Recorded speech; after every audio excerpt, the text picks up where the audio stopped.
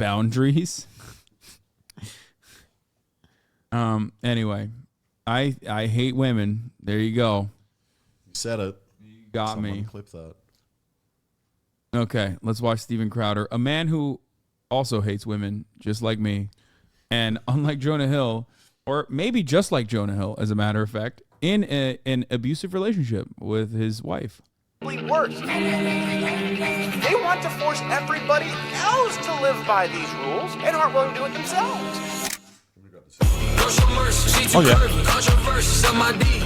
Whoa! I haven't seen that one. Your sushi's here, by the way. I forgot to mention. Yeah. You want to eat?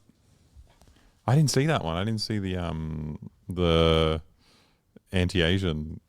Oh, you didn't see that? Yeah. Oh my god. Dream of non-crack holes at a Motel 6. I'm going to miss you out globalist job. Been in the news a lot lately. This is a dangerous man. It's pandering a little bit. One of them racists. Horrible working conditions. It was venomous. It's disgusting and it is vile. Do you believe it's plausible that Steven Crowder is just a monster? Oh my god. God, her saying. Wait, Candace Owens literally said Jonah Hill was doing the right thing, but fucking was ripping into Steven Crowder when he was abusing his wife. Interesting. Candace Owens, many nuances there. Maybe she's just like me because I think Steven Crowder is abusive. There's not enough information. Yeah. On surprised that she didn't say Steven Crowder was objectively in the right. I wonder why. I wonder why she didn't say that. So you agree with Steven Crowder Candace on all points? Yeah. No, Yeah. I don't agree with Candace Owens when she said Jonah Hill is in the right. What the fuck is happening? Oh my god. It's great editing. Jobber's a great editor as well, yeah.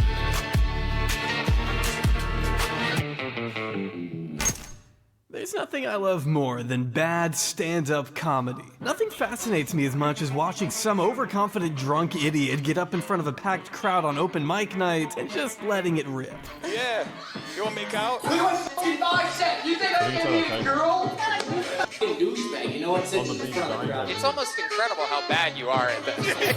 I don't think enough people appreciate the genuine level of intellect, timing, and planning that goes into crafting a well-thought-out joke. It's a talent, and it's not hard to see who has it and who doesn't. I'll bake some Mexican cookies, and you go over there, I'm like, what the f***'s a Mexican cookie? What are you talking about?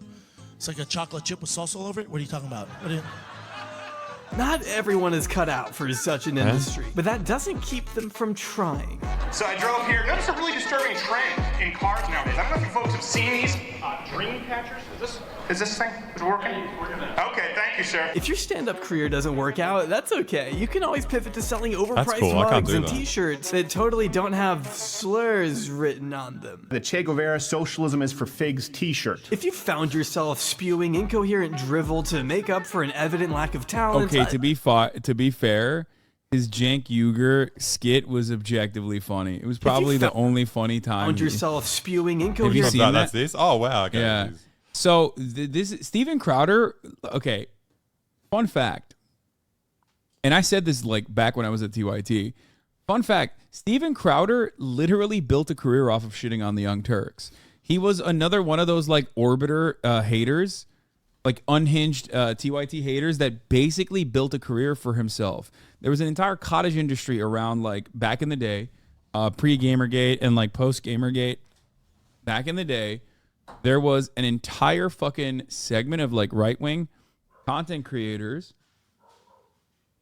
that made a living for themselves by shitting on the Young Turks. Okay? That's all they did. I have my own version of this as well. Some of them still shit on me from back when I was at the Young Turks as well. That's why you can always figure out who they are when they come into the chat and go, Cenk's nephew. I bet you don't serve top of the hour ad breaks for 3 minutes. I bet Cenk's nephew. But they're wrong. I do serve a top of the hour ad break that's 3 minutes long. If you no longer want to see those ads, all you need to do is subscribe, which you can do for $5 or for free with the Twitch Prime, or by getting gifted a sub if you're lucky. Okay? Get fucking fucked. Yeah, Brown Fabio insult era. They used to call me Brown Fabio, which is weird because like. What does that mean? Oh, you had long hair? No, I didn't. They were just saying like I'm a model. Yeah, that's not an insult. Just saying you're hot. I know, dude. They were saying I was like an airhead sexy guy, which is weird because Fabio now is like a right-wing commentator. So I bet they fucking think he's really smart now. Did you hear he killed a bird with his head? Yeah, on a roller coaster. Yeah, I do remember that, dude. He's so hot. Anyway, he has a very strong and large head, just like myself. Shut up, Axel. Thank you for the 5. Get the subs, allowing 5 people to no longer see the ads at the top of the hour. Here's the 3-minute ad break now.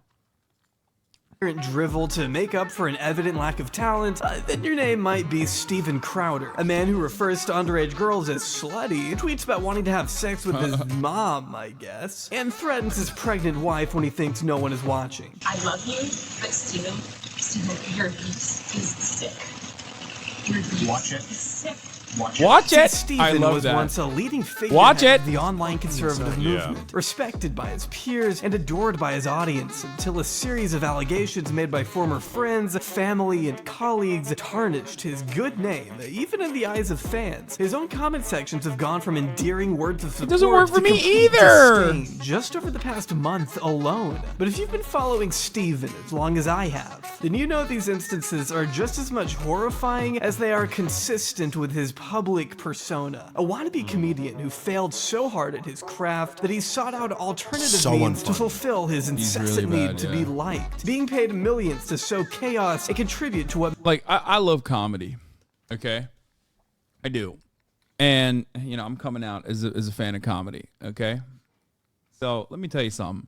Sometimes, if, like, a right-wing dude has, like, a funny moment, okay, I'll hand it to them. I'll be like, you know, I fucking hate this guy, but this was pretty funny. Steven Crowder has never had one of those moments. No. I guess with the exception of the Jank skit that I was talking about. That was like the last time he was like kind of funny. Everything about him is so insecure. Like the gun props all over his... Yeah, it's like he wears like a holster while he's sitting there. That's what real men do, brother. You don't understand. What makes political spaces so poisonous in the first place. But before we get to all of that, we do have a sponsor, Bespoke Post. Bespoke Post. Unfortunately, back to this guy. I've actually known about Steven Crowder for a long time, considering when I was 14, I used to watch Steven's videos. Oh, no. I know. Okay, don't come for me yet. Let me explain.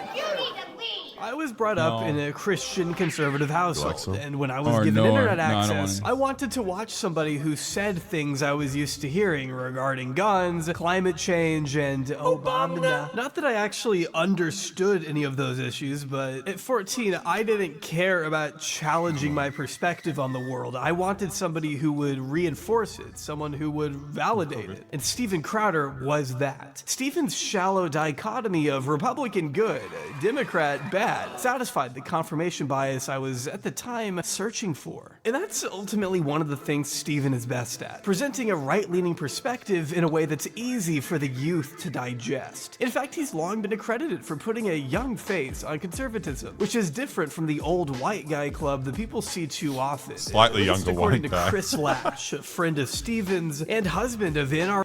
That's awesome. Yeah, wow. Wait, no, Dana Loesch? And local psycho who wants... Dana Loesch's husband looks like that? That's kind of awesome. Dude, I mean, Dana Loesch is a cutie. Good for him. Yeah. Compared gun owners he definitely to rape punched victims, Dana Lash. Another writer critical of Steven echoed a similar sentiment when he told the Daily Beast in 2013, Steven's being promoted because he provides a very good face for the right wing to reassure its older generation that 20-somethings don't really support gay marriage and aren't concerned about income inequality. In the beginning, Steven carved out a niche for himself where he could be easily seen as a more modern breed of conservative, while still very much holding the same views as an older generation of pundits that were being increasingly seen as out of touch. Steven could reach young people in a way that Glenn Beck and Rush Limbaugh no longer could. 866 Gold Line. My N-word. What? Really? Because Steven wasn't strictly a political guy. No, he actually denounced that label from the very beginning. That would reach a young audience. I did not know that he did that. That's wild.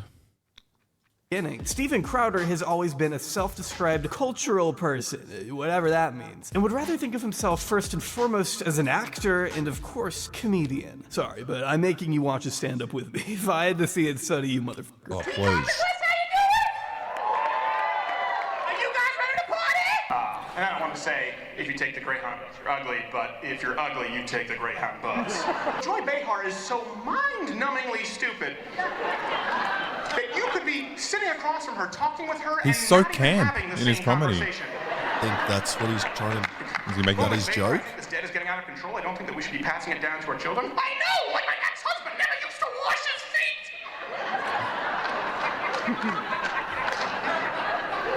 No, I mean, I'm just saying that, we're passing a debt down onto our children that they can. I know, I love blueberry pancakes! Keep in mind, this is the kind of stuff he whips out when he really needs a laugh. Well, that or his nuts, apparently, but we'll get to that later. This might shock you, but Steven isn't exactly known for a comedy that challenges the way we think. Oh, I love this one.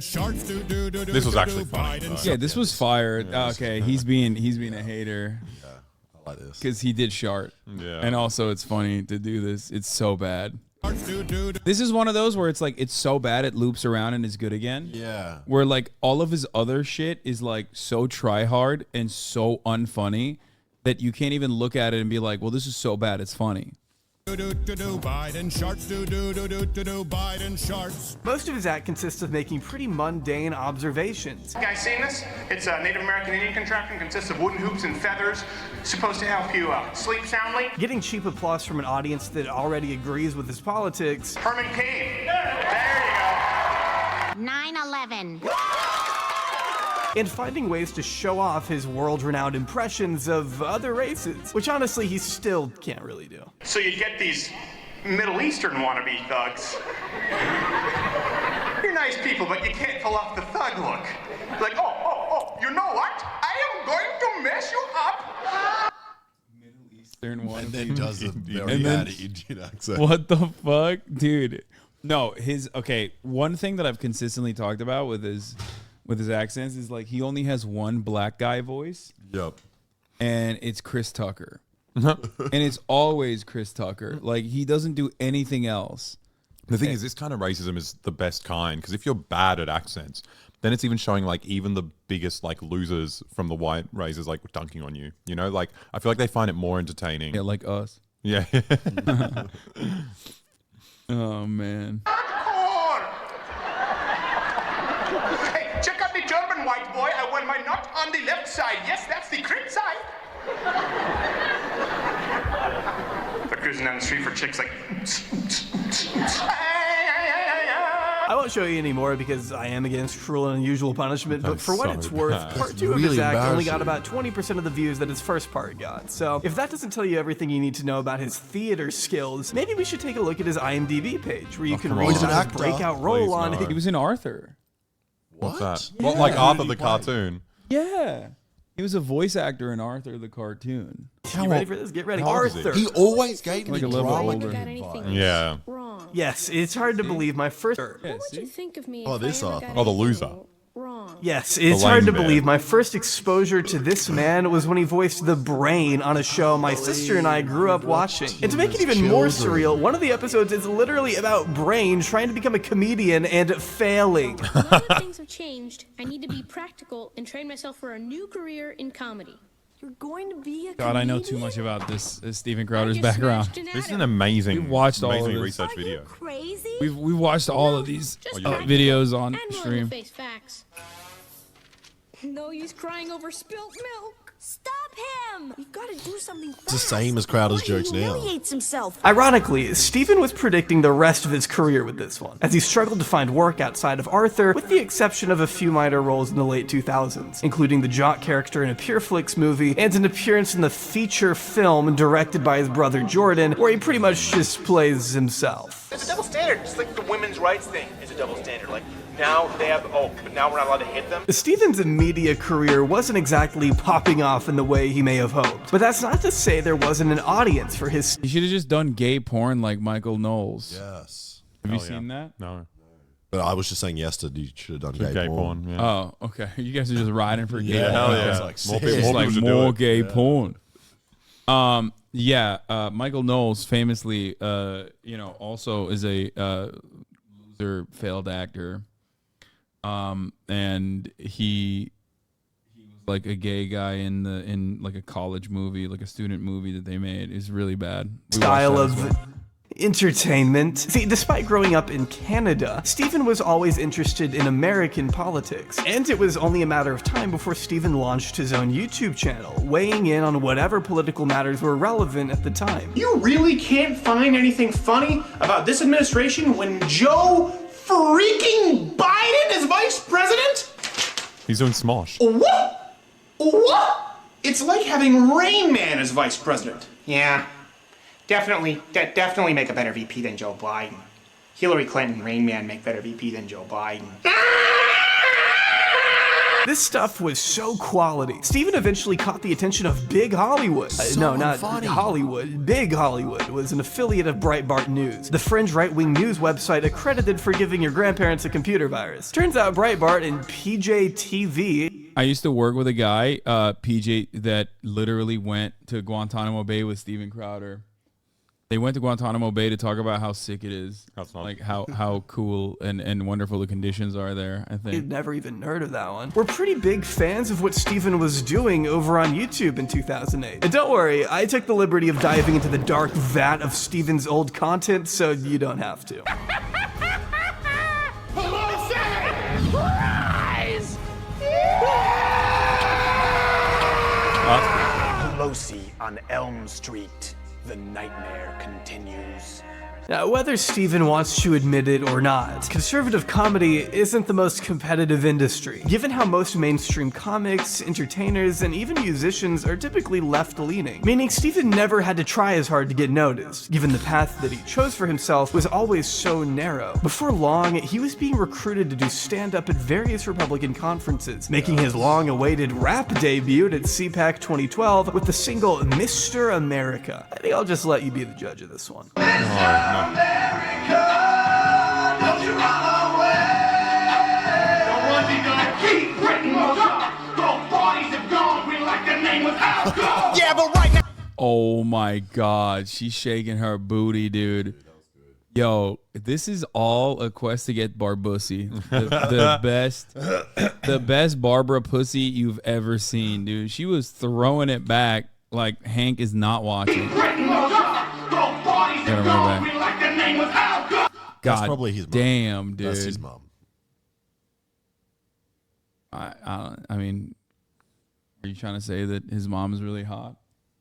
Then I guess we're in agreement. Yeah, but right now you're hot. Hey, ain't you big hitter? But now I'm back from the dead. I'm bringing back all my knickers. What, knickers? No, it's okay. I can say knickers because I wear knickers. Great job, Stephen. Your tireless effort to engage the youth in America is encouraging. I want to hear this on the radio, better than anything else on the radio right now. I guess it's time to give rap music a second look. I can't That's do awesome. this shit, man. In 2009, Steven Crowder landed a job as the youngest media correspondent at Fox News. At that point, he had climbed the ladder from YouTube to obscure propaganda sites, and finally to the biggest cable news network in the country, cutting his teeth on extremely pretentious op-eds that have aged absolutely tragically in light of recent revelations. In one bizarre... I'm a guy and I'll never badmouth my wife. That's great. He was a wife guy, dude. Which is so funny because, you know, we know how he is. Bizarrely judgmental article titled "Waiting Till the Wedding Night, Getting Married the Right Way." Stephen writes, as anyone who's read my abstinence column here at Fox News Opinion could guess, sorry, just what an incredible sequence of words that is. My wife and I not only waited sexually in every way, we courted each other in a way that was consistent with our publicly professed values. We did it the right way. Now, of course, Stephen is referring to a personal choice that he and his wife made together. Saving sex for marriage is a completely fine and acceptable thing to do, just as it's also fine and acceptable to have sex before marriage. My hot take is that there isn't a right or wrong way to do it, just as long as you and your partner are on the same page. Everyone is different and that's fine. But Stephen disagrees, going on to write that he doesn't care if you feel judged, since he and his wife were apparently mocked all the time. People laughed, scoffed, and poked fun at the young... Yeah, he strikes me as a guy who definitely doesn't care. That's why he wrote a Fox News article about how little he cares about this. Celibate, naive Christian couple. We'd certainly never make it to the wedding without stupping. Looking back, I think the women saying those things felt like the floozies they ultimately were, and the men, with their fickle manhood tied to their pathetic sexual conquest, felt threatened. Side note, but Steven might possibly be the worst writer I've ever seen. It's like guys who have sex are threatened by virgins. Sorry, babe, I'll be there in a sec. Finishing up my Fox News abstinence column before we can get to stupping. I don't want to focus too much on this one article, though, since we still have so much else to cover. But for Steven to assume the role of an authoritative figure on the concept of marriage, morally grandstanding on anyone who may have had a different experience than him, only for it to be revealed that he's been abusing his wife behind the scenes for years, tells you everything you need to know about Steven Crowder. I kind of just this assumed article he is was his wife. not just because it's littered with.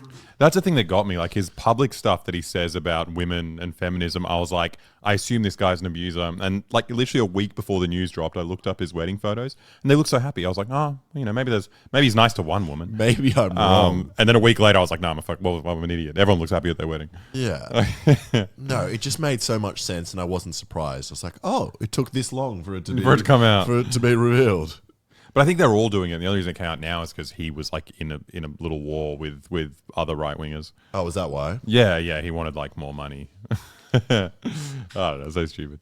Incomprehensible slang from what I can only assume is the 1920s, but because it perfectly encapsulates everything Steven represents, a reality in which he conceals his ugly intentions behind a wall of judgment, hate, and hypocrisy in an attempt to spread an ideology. And he's been doing it People were commenting forever. on the fact that we paused the video to talk. Yeah, we paused it a lot more than Hasan does. Oh, I love this. When the union guys... In December 2012, the conservative advocacy group Americans for Prosperity, funded by two billionaire brothers, by the way, crashed a protest in Michigan regarding the state's recently passed anti-union right-to-work law. With the help of Steven Crowder, the group of right-wingers erected a giant tent in an effort to aggravate union members who were there protesting, causing a dispute that resulted in Steven getting punched in the face by a union worker. While the full unedited footage showed the man being first and then pushed after this, to the he ground only before getting back up and decking cameras. Steven in the jaw. This crucial bit had been mysteriously left out of the version Steven posted to his channel for some reason, making it seem like the man had attacked him unprovoked. This was not only the narrative Steven tried to spin on Fox, but the edited clip. By the way, this was like most of conservative commentary back in the day before they like learned. I mean, they would do like a lot of the anti-gay stuff still, obviously, but like they were openly anti-union. Not as much anymore. If you notice, they're like, oh yeah, we love the working class now. It's like, no, you don't. You've always been fucking anti-union. Now they've decided to find like different methods of being anti-union, though. It was just so funny. Alex mentioned it before. It's like he gets punched in the face and he decides, like, you know what? I'm going to go to uni campuses. I'm going to do my activism with smaller people. Yeah, I'm going to do it with people who are not going to punch me in the fucking mouth. Yeah. So good. Ended up being the one sent in to the Ingham County Prosecutor's Office in an attempt to press charges against the union worker. Dunning's question why Crowder didn't initially provide the original footage to Dunning's office. I'm not holding that against them, but why would they provide the edited video? The longer video clearly shows the guy got pushed down and came up swinging. I think that's the polite way of the prosecutor saying they tried to provide us with false evidence. Though after reviewing the unedited version, prosecutors ultimately ruled the man in fact acted in self-defense and dropped the case. So at the end of the day, this was all just Steven Crowder whining on national TV about an event that he and his own group instigated. On that guy's back, we have it. I saw that guy's back go down, and then he came up off his feet. Yeah, there he is. What is that, Steve? He did go down. We were there trying to prevent people from being hurt in tent. You deserved what you got. You are a liar, sir. You are being swallowed. Your union is being swallowed. These are babies flailing before being put to bed. They are violent. This was not an isolated event. Look around you, man. Steven was finally dropped by Fox News only a few months later for reasons that are still up in the air to this day. Some say it had to do with contract negotiations, while others insist it was because of comments he made about their biggest on-screen talent at the time, Sean Hannity. But most hilarious to me is is when one senior employee at Fox told the Daily Beast that Steven was never that funny anyway, and crossed the line more than a few times. Do you have any idea how obnoxious you need to be for even Fox News to turn against you? Tad insulted. One of the funniest people, one of the funniest like moments is Greg Gutfeld, who is like also deeply unfunny. He hates Steven Crowder. Steven might be one of the most unfunny people. Annoying, just annoying. Like, oh, I liked it when he went around in that morph suit. It made him look confident, at least. You know, he'd like crash places wearing like a morph suit.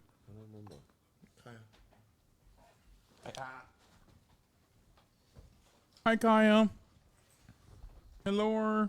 Hello, Kyle. Kaya. You're stuck. Injury. Leaked Twitter messages from Fox's very own Greg Gutfeld seem to allude to how frankly unlikable Steven was on a private, personal level. Keep in mind, these messages are all alleged, as I can't personally verify them myself, but it is worth noting that Gutfeld has yet to deny or disprove their legitimacy. Plus, they kinda already fall in line with Steven's public persona, so just let me be messy here for a second. They're funny, okay? He has issues. I met him at a bar once, and he sat Indian style on the floor in the middle of a crowded bar. He was asking me what he thought of the looks of his fiance. How fucked up is that? She is beautiful, but he couldn't judge. It was like he was shopping for a car and was asking his friend to take it for a test drive. I nodded and wondered how I got into this mess, adding it, me thinks he has an issue with his sexuality, which is fine, but it's so obvious to everyone but him. He was only at Fox News for like 6 months. We all hated him. He acts like he was a badass who left Fox. No, none of us could stand him. He wants to be a star. Oh my God, he hates everyone who took that risk, and he didn't. He calls himself a comedian, but doesn't perform. That's how the Schumer thing started. I would not let him call himself a comedian on my show, and Amy knew that. I hated him for saying he performs. What Gutfeld is alluding to here is an old episode from his show, where Steven and Amy Schumer were both guests. And as you can probably imagine, having these two in a room together didn't go well. And, you know, you slip by the dirty comedian thing, but honestly, you call yourself a comedian, but you don't do it that much. Like, I go fishing a couple times a year, but I don't introduce myself on TV as a fisherman.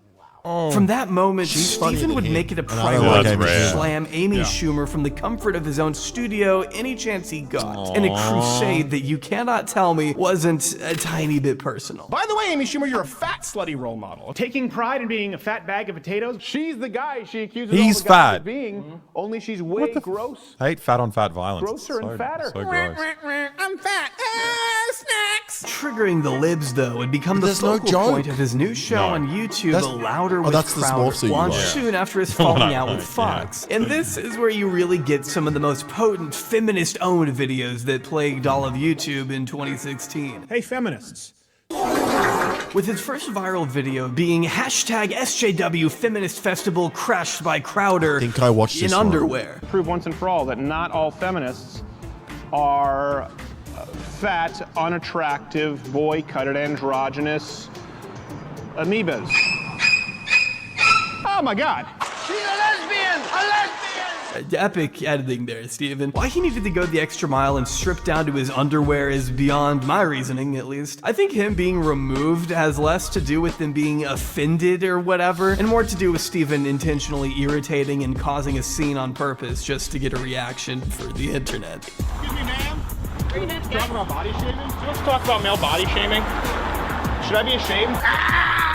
It's not even about politics at a certain point, it's just about Steven being a public fucking nuisance that nobody wants to be around. But after racking up a juicy 30 million views, Steven and his producer, Not Gay Jared, which is a totally normal thing to call your friend, by the way, would make a habit of crashing these left-leaning events for the sole aim of exposing the liberal agenda, according to them. But if you ask me, it was mostly an excuse for Steven to dress up as a woman, as he liked to do over and over and over and over and over. I'm not gonna keep going, but it is funny that for a guy who thinks trans people are grooming your kids, Steven sure can't get enough of wearing his wife's clothes and touching his producer in front of children. Like the time he and Not Gay Jared convinced a bunch of people at a feminist rally that they were trans women and were met with kindness and support by the people there. We quickly found out that nobody questions, criticizes, nor runs security background checks on trans. Security background checks. Why would they? What?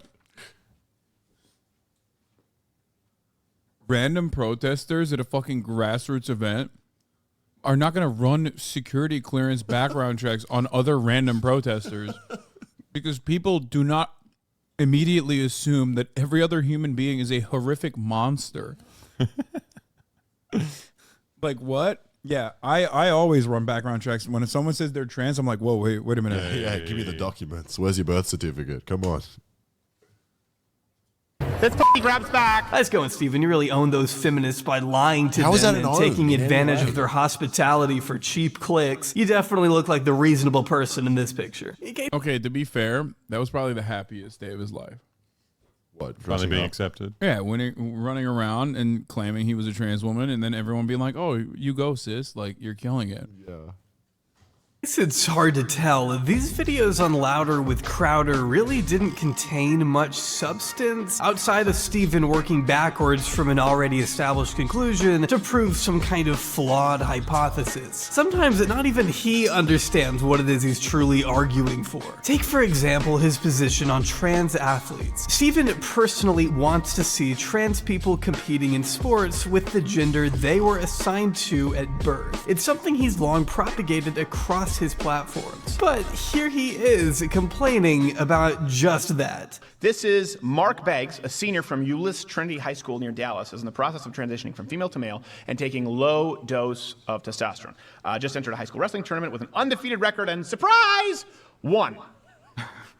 That picture says 1,000 words right there. Hey Steven, that is a trans man competing with cis women. He's being forced to compete with women because that's what people like you are arguing for. This is what you want. And this trans wrestler in particular, Mac Beggs, has openly expressed wanting to compete with cis men because it just makes more sense. I think he also did, and he ripped cis men too. But he can't do that because Republican-backed Texas law currently requires trans athletes to play in an athletic league which matches their biological sex determined at birth, something that Steven encourages and supports. My position is biological males compete with biological males, biological females compete with biological females. Like, Steven, if you're watching, first of all, hi, what the f did you mean by this tweet? And secondly, just suspend your political bias for a minute and imagine if there were hundreds of bills circulating around the country invalidating your right to live a normal life. Imagine if your basic access to healthcare, education, legal recognition, etc. was all up in the air for a small group of politicians to dictate. Something about that seems a wildly big government to me, a gross overstep of legislative power that a small government conservative like yourself should frown upon. But to Steven Crowder and the dozens of other vocal opponents of trans rights, freedom of expression is trumped by blind hatred for those that are just different from them. Despite freedom being one of the deciding factors that makes America the best country in the world, according to Steven. But not only do I believe that our healthcare system is superior to those countries, but there would be another reason outside of healthcare. Let's assume that healthcare were better in those countries. He's like, we have the most MRI machines out of any country in the world. Yeah, that's why we're the best. You don't even understand. This man is also not very smart, as you know. Yep. So he can't even come up with his own talking points.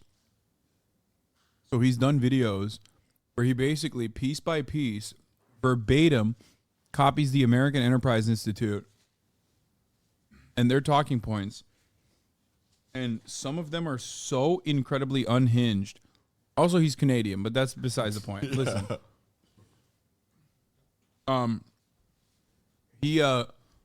One of my favorite Steven Crowder American Enterprise talking points about healthcare is that Americans pay more for pharmaceuticals because we're subsidizing the rest of the world. Ah, it's like a charity.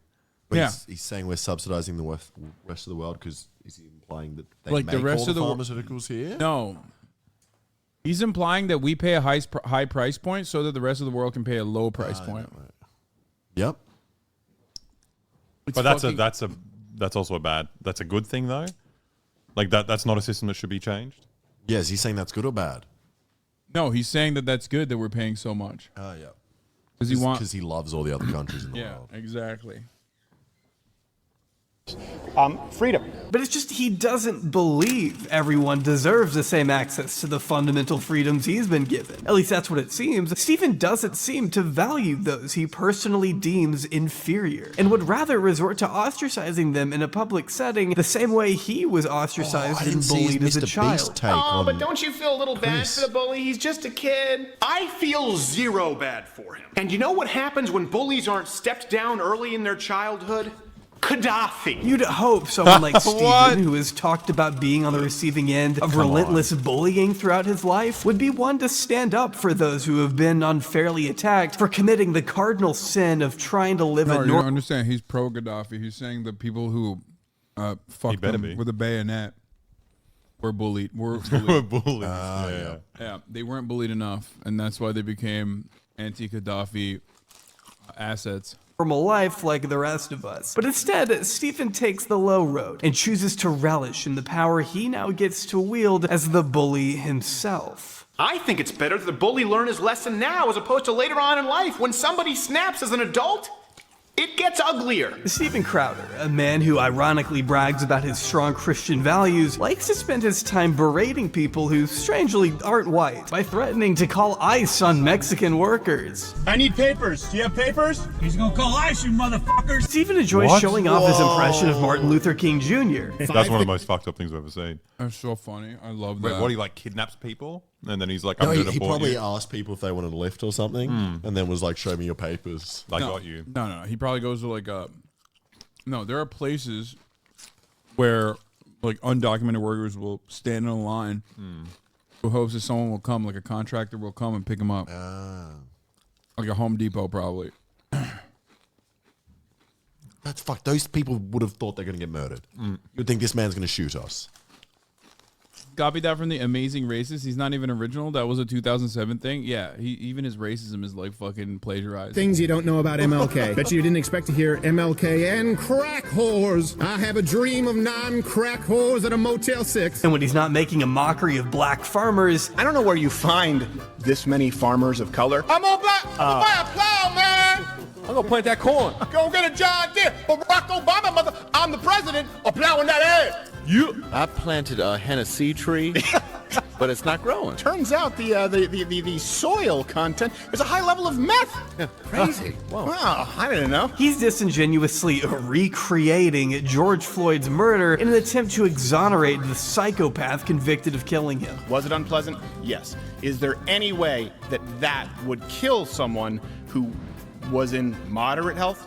I can't see it. Stephen's been known to make a mockery of Asian people on the sole premise of them being Asian. Oh, that is an aggressively Asian face. When he's not wearing a dress or cosplaying as a rootin' tootin' sheriff with his fake little Aggressively gun Asian holsters in face. his studio, he's poking fun at whatever he thinks Islam is. Islam, the religion of peace. Allah Akbar! Excusing the torture America inflicted against prisoners at Guantanamo Bay, I personally believe that prison should be as unpleasant as humanly possible. Let's take a look at some of these torture techniques used at Club Gitmo. Oh, We've got that's what I'm slight talking sleep deprivation, This is what I repeatedly wanted to playing do with children's you. songs. People out there, do you honestly believe that America is losing its moral high ground and consider this torture? killing two birds with one stone in his embarrassing portrayal of Yeah. not just Muslims but also trans people in his You guys critically leaving? acclaimed Can you video put it in the crate? We'll put it in the Transler crate. Bane versus Jihadi Bond, which are two different franchises. I mean, that one doesn't even make sense. Bye-bye. Bye-bye, family. Stephen loves to make the exact same joke about trans people every single year on Trans Day of Visibility. Confusingly blamed trans rights activists for there being a higher rate of trans suicides. Is anyone surprised when it's a 42% attempted suicide rate? You don't have that anywhere else in the demographic. That would suggest some kind of mental proclivity toward extreme behavior, and I don't think it's helping people to simply enable it. I don't want nearly half of all transgenders to attempt suicide. I want that to be lower. Guess what doesn't work? It's wild that like it is basically. Hell yeah! You're so strong. You can hold up a whole puppy. Well, I mean, she's a big one. She's also hard to hold because she's just So she's floppy. so floppy. I just don't want to drop her. I want to bring her in here. Hello, Kaya. Who's in the bed? Who's in the bed? Stay. She has so much freedom this whole time. She's caged up. It's a great video. Yeah, It's like really a good. lot of work. No, Jawbree's the shit. The He's editing's man. great. Music's nice. He's great. Just the research is nuts. You have to watch so much. It's probably just because I guess it's just Hasan's life. he's a Steven Crowder fan. That's why. Oh yeah. Yeah. You like I saying, am. you're all good. You're a woman.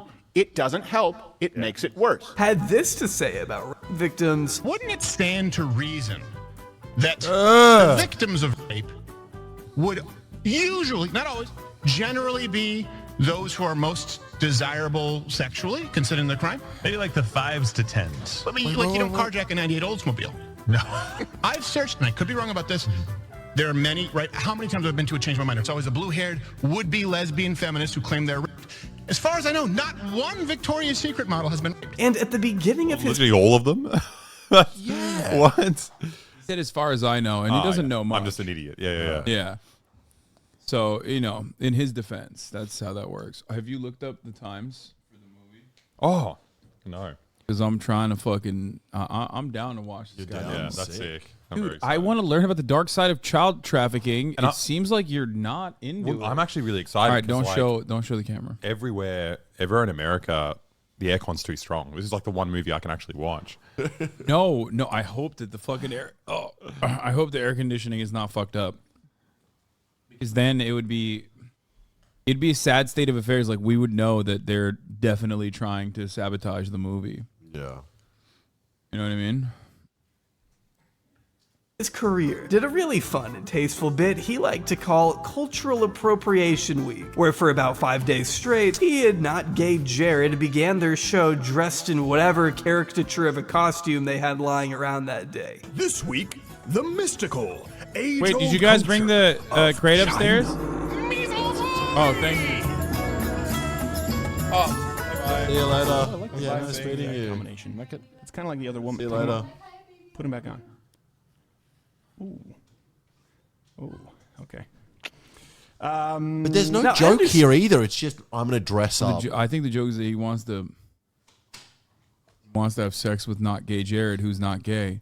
He's trying very hard. And Stevens fans may be quick to write these things off as nothing more than edgy jokes, and that his critics are just being snowflakes for getting mad at such top-tier comedy. But it's hard to make the argument that these are just mere jokes when they still accurately reflect the real beliefs Steven appears to hold. For example, Steven has stated that he's a traditionalist who doesn't believe in the concept of gay marriage. Myself, personally, I am pro.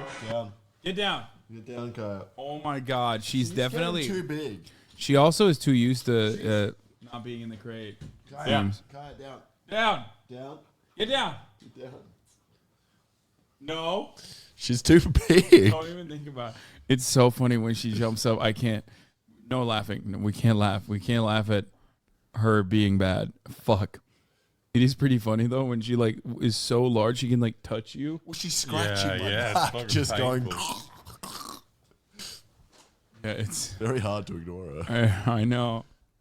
Okay, she's yawning. Maybe she'll go to sleep. Traditional marriage, I agree with the president on this. You can't then turn around and make such unfunny jokes at the expense of gay people and expect viewers to suck it up and buy your socialism is for figs shirt. Gayness is still funny. It's absurd, so it's funny. It would be the same thing But also, if it's a like- duck walked in right now wearing pajamas. We'd be like, oh my God, there's a duck in pajamas. What are you doing at CPAC, duck in pajamas? We should kill it. But Yeah, that's what's funny. But also, has he never watched gay comedy before? Like, gay people think gayness is funny. Like, They there's make jokes. Yeah, there's plenty. Yeah, had enough. Nice shirt, dude. Yeah, I can tell. What do you think I saw? Uh, Have a safe trip. Thank you. Well, journey. thanks for everything, Marat. You're welcome, dude. Hope you are doing well as well. I'm not doing great. I'm not doing great. Even though I'll probably see you like in 2 days. I'm not doing great, but it's okay. Why do all these? What? Oh, you did? Is it close? Are you the cutest little baby in the history of the world? No, he said it's not close. No, that's Oh, well. But you're a close second. You laugh every time you see Austin? Yeah, always. I'm like, haha, he's gay. And that's funny. What is he doing here? Yeah, just like if a duck in pajamas walked in It's the same thing. to my studio The last time I saw him, he was wearing pajamas. Oh. in your bed. Oh. Nice. It's on the hook. 100%. Pajamas? I would have never imagined that. It's the same thing when there's a dude like, hello, you look delicious. There's just no way to No one genuinely has write ever this said stuff that to me. off as innocent No one jokes said that. when it's rooted in something that you genuinely. Have they not? I don't know. You know, maybe he's cruising. You don't know. If anything, people might have definitely said that to him. It's too believable, I think. Believe. By 2019, Stephen had really taken off in popularity, thanks to a little series he likes to call Change My Mind, which is ironically something Stephen never actually does. Even if you've never watched an episode of this thing, you've probably seen the memes. The premise is that Stephen travels around to various locations, mostly college campuses, and sets up a booth to debate random people on whatever issue he's feeling that day. Maybe it's fascism, gender, immigration, Black Lives Matter is a terrorist organization, non-incendiary topics like those. That's awesome. For the most part, he uses pretty eye-catching and intentionally offensive Kwanzaa is language to one. trigger a more passionate response from the people there. Why? Well, it's exciting to watch people scream at each other, I guess. Plus, it's always helpful to make the opposing side look as unreasonable and shrill as possible. Stephen is banking on the fact that most of these kids are liberal, so having a substantive conversation with someone who disagrees with him shouldn't be a hard thing to do. But the problem with these debates is that the scales are already tipped so much in Stephen's favor that it's really not much of an We just evenly watch him cut matched people off when exchange of they're ideas. beating him. You start taking hormone therapy, it changes the way your muscles grow, and you're not actually given that much of an advantage, or they don't have as much of an advantage as you think they might. Are you sure about that? Well, I guess I'm not sure, but I also not sure about anything because I'm a fucking moron. You know how it is. This is his show after all, so of course Stephen picks the topic, the setting, the circumstances, who gets the microphone and when. What makes the final... He got fucking obliterated by some like Nazball freak one time in the Socialism is I Evil. saw that. I think I watched that one. And he just got rid of him immediately. No, he was like, oh, you're being mean, or you're like... Yeah, unfortunately, he was a Nazi loser, but... final edit and what doesn't. Plus, he's already given himself ample time beforehand to prepare his talking points as much as he needs. Whereas he the sells kids out he's his merch. debating left their dorms that morning not expecting to debate their beliefs on things like abortion. They haven't made a career off politics like Stephen has, making them easy targets for him to rain down upon with facts and logic, even when those facts aren't actually facts. For example, take his video, America is Not Racist, Change My Mind. Stephen at one point claims that the US has a higher class mobility compared to the rest of the world. First off, we have more class mobility here in the United States than anywhere. Ignore that. Certainly than Can you Canada. define class mobility for me? Meaning there are more people in the United States who end up in the top 30% of income than anywhere else in the world. At some point in their life, we're in the top 10%, including people go from the top 10, from the bottom 10 or the bottom 30 to the top 30. The top. There's more class mobility here in the United States, more ability to rise out of poverty into upper middle class than anywhere else in the world. It's not even close. Only I don't know what Stephen is. I don't even know why he lied about this because it's like such an easily debunkable talking. Well, they can't point. debunk you there in person. That's important. Yeah, you have to know the talking points to be able to like address them adequately, and that is the whole point. Also, he's at a university. The professors are right there. Like, there are people there that could answer this. Yeah. Also, you see he Is has going a above. booklet as well of I thought he sold it as merch. One of the trade of mine is like, you can buy this and own all your like nephews at Christmas dinner. Yeah. If you want to be the most unfuckable, the biggest loser. Kaya, off. Get down. Down. Get down. Down. I can't even use my left arm because it hurts. Oh my god, our paws are so big. Kaya, down. No. Oh god, this is This gonna one's be friends. Do you want to give it gonna the be puzzle? so hard. This is gonna be so fucking hard to retrain her. The puzzle, you need to put like treats in every. Right. in every pocket you can. Oh God. Okay. Sure, he links to an image of a random study on screen, but even this doesn't show the US compared to the rest of the world. According to the World Economic Forum, America ranks 27th beneath all these other countries. Not what I would call high, personally. In another one on abortion, Stephen finds himself perpetuating the notion that the majority of late-term abortions are not a result of medical complications, but rather because the woman just feels like doing it. You know, women who do have late-term abortions, they're not out here walking around at 8 months pregnant saying, you know what? I don't feel like having this baby anymore. Let's just get rid of it. Sure they are. No, they're not. That's almost all late-term abortions. Yeah, almost all late-term abortions are women who are just like, yeah, you know what? Fuck it, YOLO. I fucking hate these I guys. love carrying it for 8 months only to fucking abort it. No, the way in which he says it, it's such It's an like, yeah, they are. annoying, like, Don't forget to move the Taycan into the garage and Camry to the other side. Okay, yeah. Sure. Ugh. I like that he didn't do that. He's like, I took your car out of the garage because I was using the garage. There's a majority that there's- are medically induced and necessary. No, not a majority. Well, whatever ones As a that matter are of fact, not, nearly then those never. are not. But I'm not sure where Stephen got this either. Considering just how exceedingly rare abortions in the third trimester even are, making up for only 1% of all abortions across the US. This means that data on why women would need to get an abortion later into the pregnancy is extremely limited. So the term usually a late-term medical deep. abortion It's is something not a medical wrong. term, and it Yes, that's why it happens. Also, yeah, Not late just, term I hate abortion. this Late term abortion is like a made up concept anyway. Yeah. Like they call it late term abortion because, you know, as she's describing right now, it sounds scarier. Yeah. it often really complicates this discussion because people kind of take it to mean something like a third trimester abortion or abortion just before or during birth, which are not. I mean, it's kind of funny to because like Republicans lie and say that like Democrats kill babies in a guillotine style contraption as it's like escaping the pussy.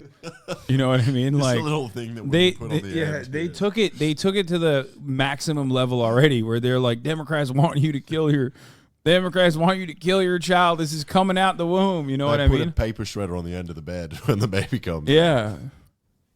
It's so really stupid. things that happen, and I think that it kind of really distracts from the conversation when people use that terminology. For reference, only about 1.5% of U.S. abortions happen after 20 weeks, and this is usually what people are referencing when they say, quote, late term. The percent of You take a little bit of a cheese and you put it in a mousetrap, and the babies love cheese.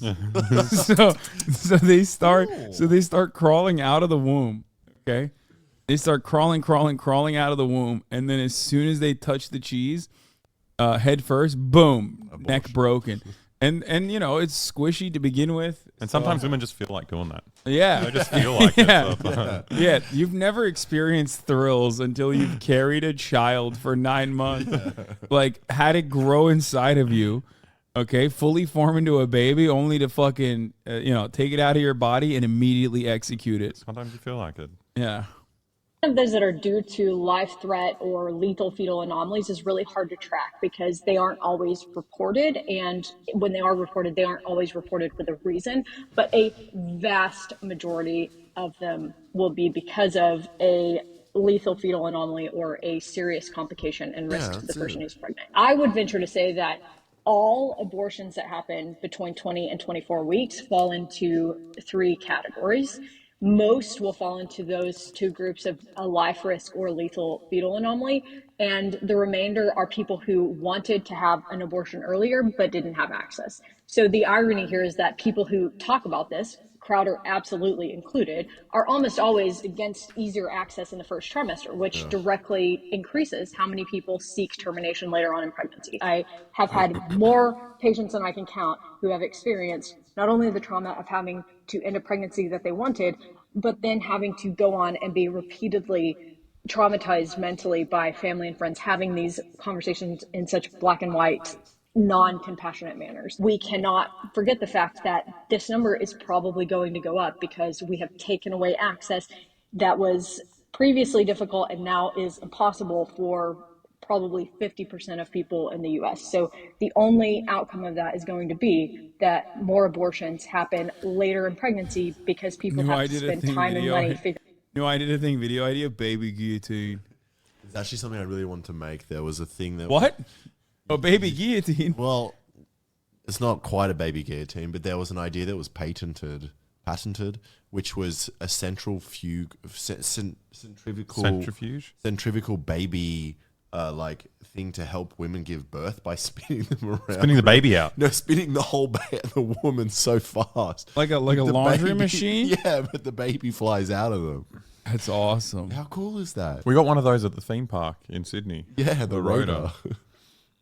So that's what What? I wanted to make, but that's not. A machine using centrifuge to push a baby out? Yeah, how cool is that? It separates. A liquid. doctor did that once in England, literally popped the head off during birth. Dude, you wanted to do that? Yeah, well, I wasn't going to do it on a real baby. Just my sister's baby, you know. Oh, yeah, okay. Yeah. Yeah, it's not a real baby. It's fake. Well, it's yours technically. Yeah. Like you own yours. a piece of it. You know what I mean?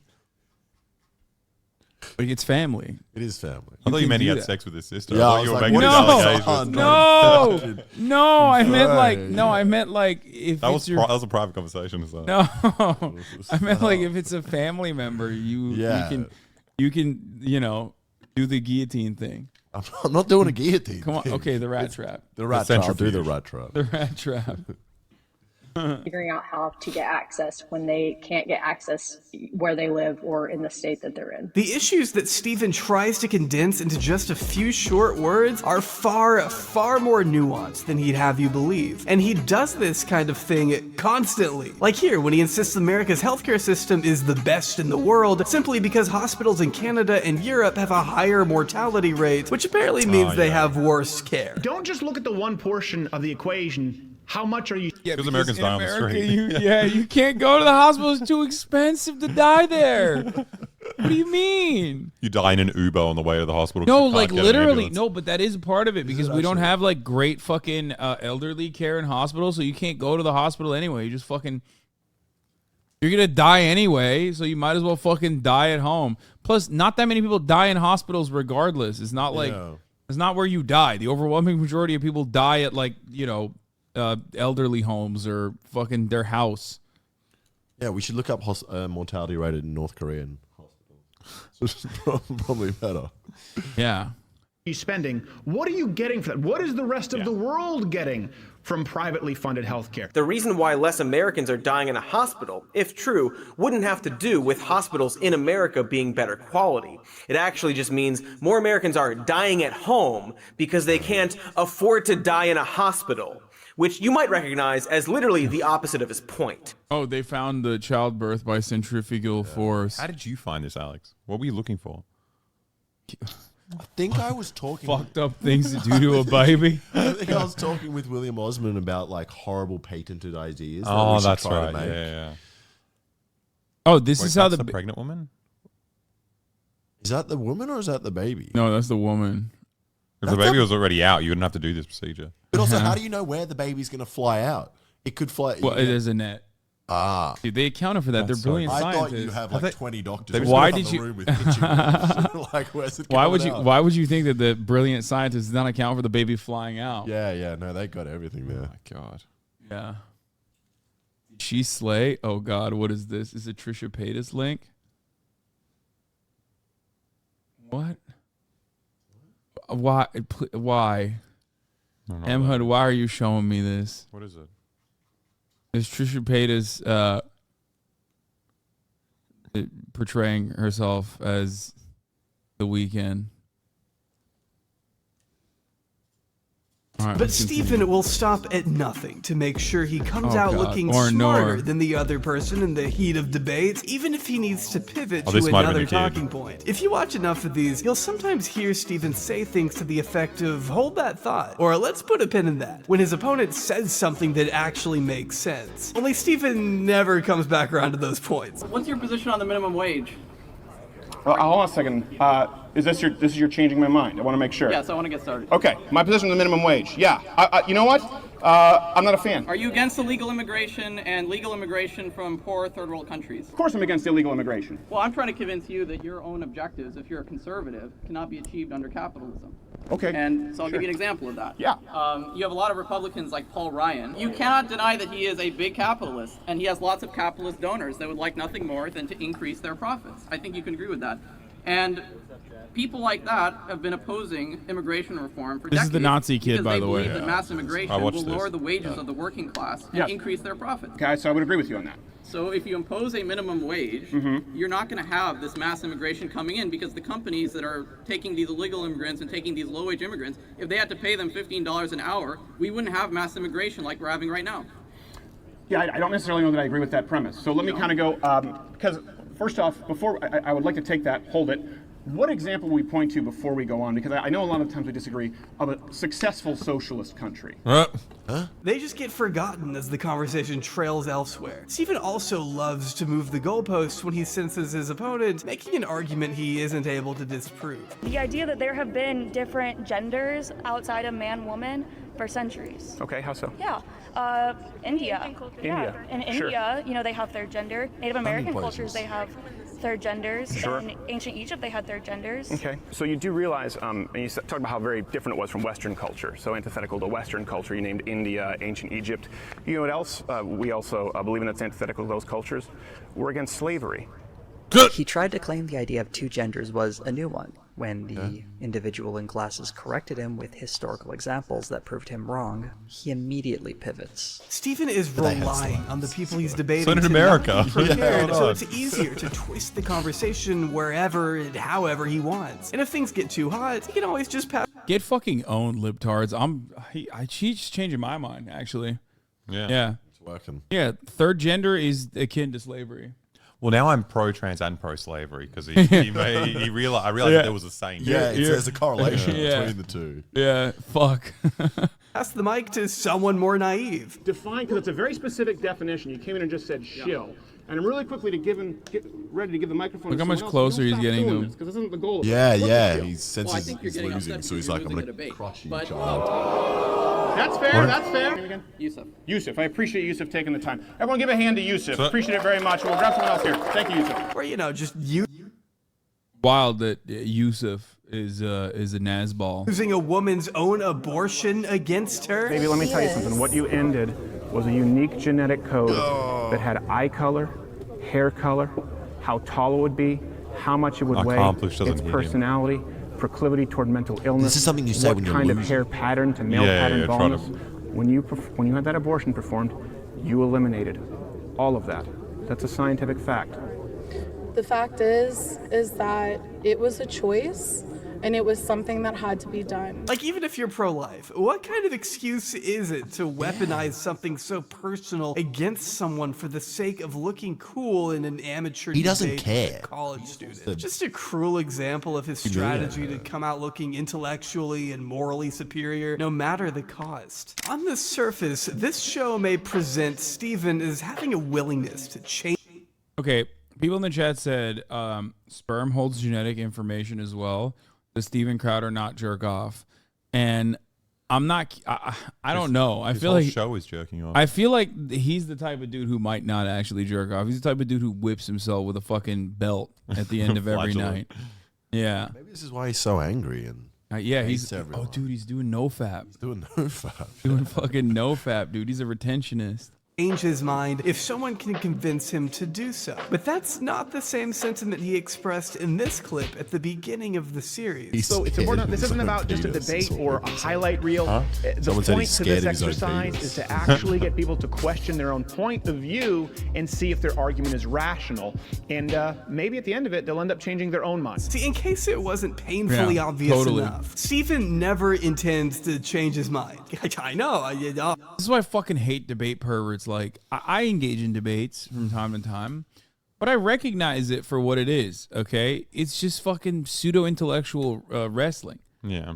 It's not for anyone. It's so stupid to be like, oh, this is actually the Socratic method that we're parsing through treacherous intellectual boundaries and and arriving at the truth. It's like, no, man, it's not. It's just you're just repeating talking points that you readily built ahead of time, and whoever's rhetoric is better, whoever has like strong skills, whoever's a better orator, seemingly wins that conversation. Conversation is not about the truth ever. It's just about ritualistically humiliating your interlocutors. I had a debate lord in chat today arguing with me for using debate lord as a slur, and I checked his logs here. You banned him over 3 years ago. That's awesome. They are also the most like debate lords are also the most like passionate. Like they can't let anything go. They'll hold on to grudges for years and years and years, dude. They think that they're a fucking anime villain. But it's such a like self-destructive superpower though, because like everyone who's any good at debating is like the worst person to be around. Like you just can't have friends. Yeah, it's a deal with the devil.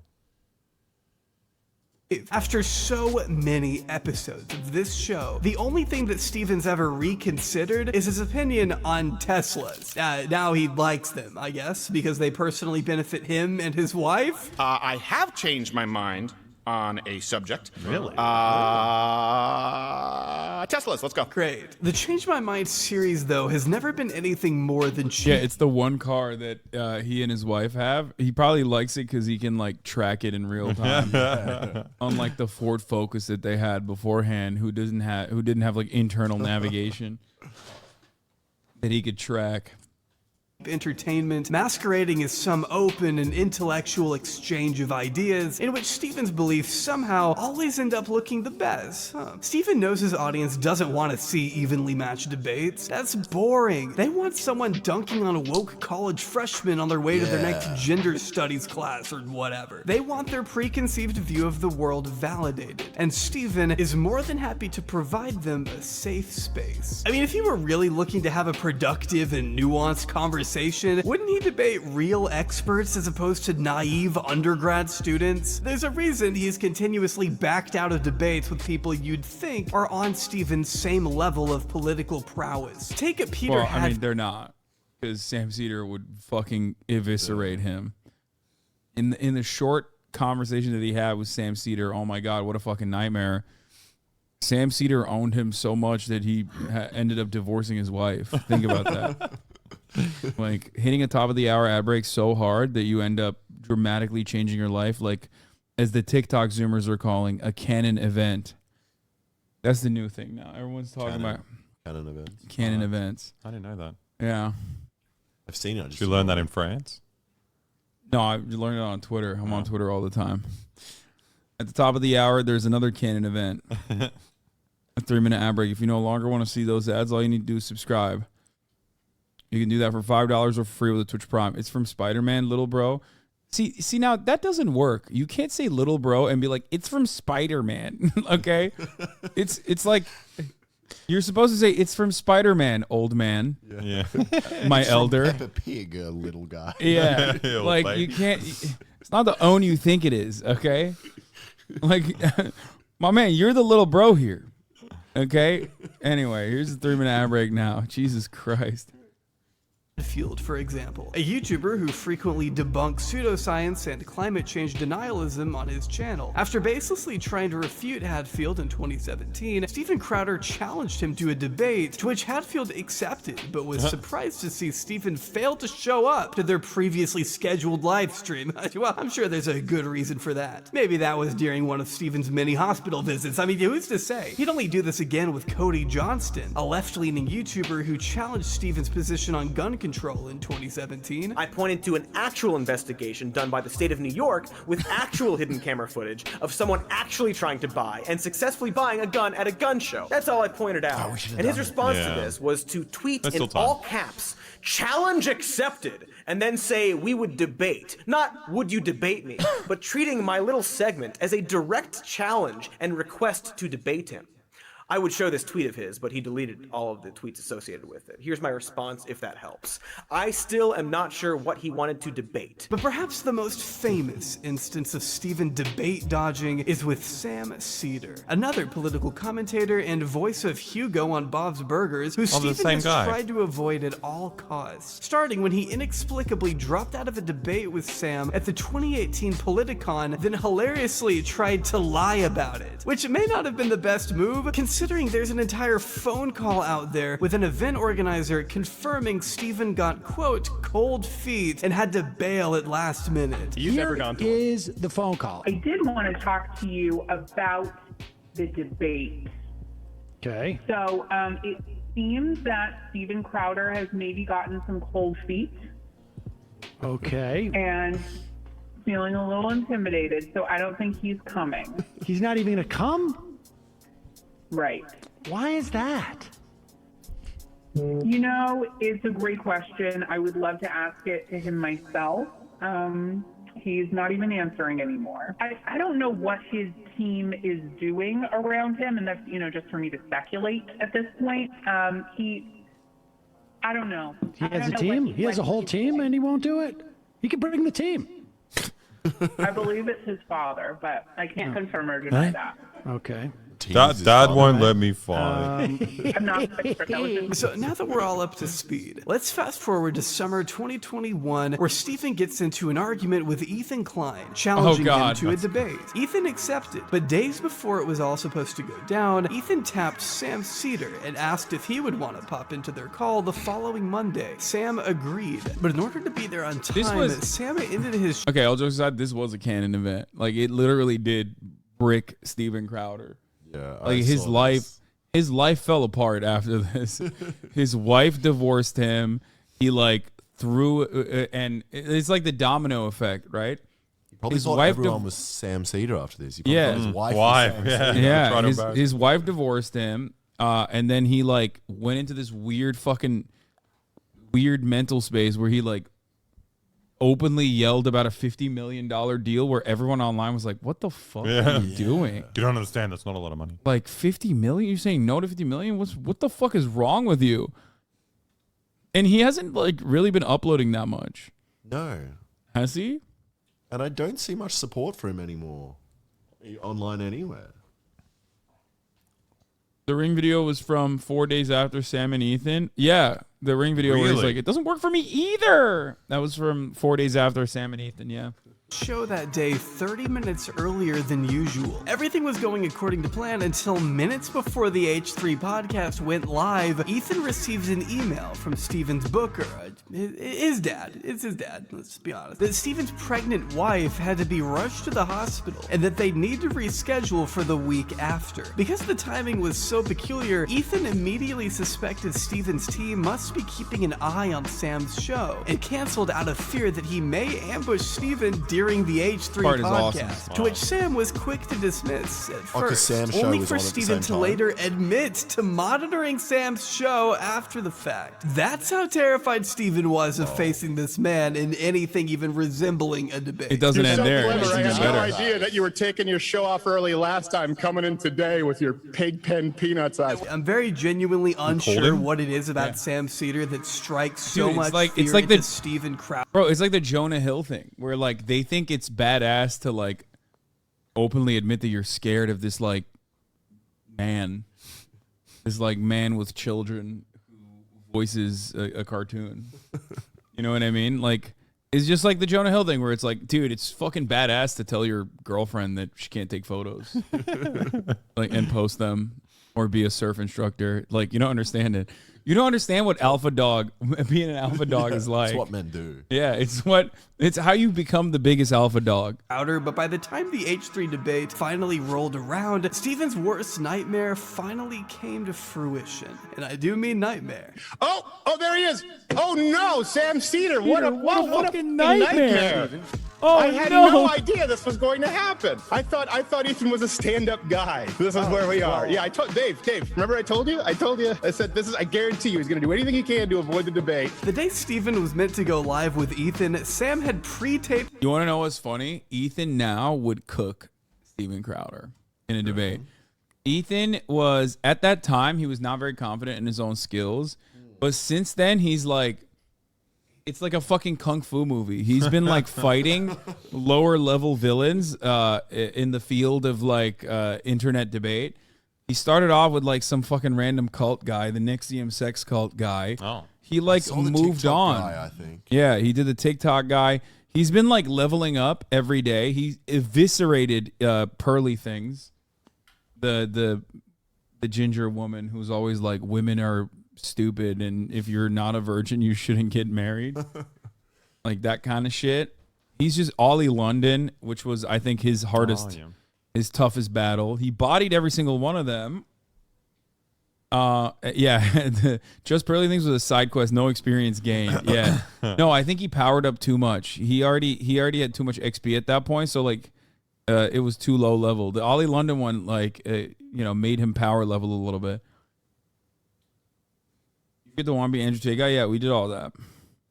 His show and aired it as if it were live to trick Steven's team into thinking it was so safe, sick. assuming they were watching. Turns out they definitely were, and were entirely blindsided when Sam joined the call. And as you can probably guess, things got messy fast. You take those off with a velveteen buttons. We must have been Black very worried eyes, about aren't this, they? Like Stephen. I don't know why. No it would one's be worried so about it, so Sam. concerned. People to this day say that was actually anti-Semitic, and I'm so confused by it that I just like, I don't even understand. Which bit? When he says you have the velveteen rabbit eyes. I'm not. You got to be really deep in that lore. I don't. Yeah, really know. I don't know. I actually don't know. Racism. I'm saying that. It's like I don't even know what that Sam is. Cedar's hot is the thing. Yeah. He's like What? Sam Yeah. Oh Cedar's yeah, hot. he is. Yeah, he's a dilf. I understand velveteen. He has beady. He has beady eyes. Okay. But to be fair, like Steven Crowder, I can see him unearthing the ancient tomes of like racist literature. Yeah, to It's like a last resort to get out. to of find like the deepest of cuts. It's like a curse. Want to Well, do let's have the Sam, debate. come If on. no- Steven, you are such a coward. Stop showing your little leprechaun co-host who comes out dressed like your Ethan, come on, sidekick. Ethan, why do you have to Steven! So he can't build an audience, and so what happens is he uploads 15 times more, has less than a 50. For the record, that's exactly what Steven Crowder used to do against the Young Turks. That's all I'm gonna say. Just surprise him like that. Yeah. No. Upload 15 fucking videos about TYT every time. So the audience. Well, that's Do why you he wants to think that your debate you, is so he audience- can build his. Do you Sam, think come on. your audience cares that I only have 1 million subscribers and you have what, 6 or 7 million I think. subscribers? Let me answer. Can I answer your don't think question? they Can I do. answer your question? Can I answer your question? Do you want me to answer your question? My audience would say Sam who? How did you Professors know on the- I ended This is my what- show he's not early gonna talk. last week, Stephen? If your audience Because doesn't even you're know an me, idiot, how and did you half know of your that? staff Do doesn't you like watch my you. show? Sam, fake stand-up comic who we can't find any footage about online. Let I'm me not finish. a stand-up comic. Oh, you're not? Okay, that makes sense because everything that I've seen is incredibly unfunny and unentertaining. Which may explain the audience. Irony alert, Stephen. Thank you. Coward. Yeah, that's wild. I forgot these parts. Like I didn't realize it was. Do they actually debate, or is it? No, it's just him fucking flailing and just trying to be like, half your staff doesn't like you, which is ironic. Again, every single thing he said here about Sam Cedar was projection. His staff, we now know, fucking despised him. Half of those guys that were in this video are now not a part of the Steven Crowder universe any longer. Not even not gay Jared? What was his Oh name? yeah, that was the first one that left. That left. Really? He left years ago. Yeah, and literally said that he would like try to put his penis on like the shoulders of men in the studio, on like the tour bus and stuff. And also on top of that, he used to do the thing like the fake stand-up comedian thing is incredible. Because, Yeah, like, that's you. He's like, what's something that really hurt me? I was right. All right, yeah, you can You run away twice. Cold feet again. Come on, Stephen. Wow. Becoming extremely irate, Stephen went off on Ethan, switching his camera over to his co-host, and left the call within minutes of Sam showing up. No debate happened, because according to Stephen, Ethan took the coward's way out. But then again, Ethan Klein has never claimed to be a master debater, which Stephen was aware of, referring to Ethan as a layup in the days ahead of the debate. Not everyone is as experienced in the great halls of debate, I get it, I'm the same way. But Stephen, on the other hand, does this kind of thing for a living. You would expect a little bit more from someone like him. And despite how much he loves to insist that Change My Mind isn't a debate, Stephen prides himself on his ability to have open discussions on divisive issues that challenge our beliefs, with college students who aren't Sam Cedar. Being blindsided by Sam in this instance still doesn't explain why Stephen has gone to such lengths to avoid a conversation with him in the past. Is it because Sam is just an unfair, malicious debater who, as Stephen claims, everyone tries to avoid? Well, I just don't think that really fits. So maybe it's just the simpler answer, that Steven Crowder is just not good in debates, and knows it's harder to use disingenuous rhetorical tactics to manipulate the conversation when it's someone capable of calling him out. Steven has demonstrated that he is incapable of defending his ideas on a genuine debate stage, and I think it's something he's always been insecure about. Much like Ben Shapiro, he'd prefer to take pot shots at college students that he can easily package into a triggered SJW compilation. At least Ben does debate from time to time, though. Yeah. Like, Steven Crowder does not have the same skills of rhetoric. That gets millions of views on his channel. That's what reaches a bigger audience and makes his arguments look. No, they do the same shit. It's just like, it's all cherry-picked data. It's all completely ridiculous. None of it is actually, like, you are taking advantage of people's good nature in that circumstance, and you're overpowering them by, in Ben's case, it's just like speaking fast and just like dropping, gish galloping, dropping cherry-picked data points over and over again. And then also, just like every very skilled debater that people see as like brilliant online, a big part of debating, a big part of debate culture is basically taking logical fallacies and trying to rationalize them. So, like, one example is like just taking like an incredibly exaggerated example.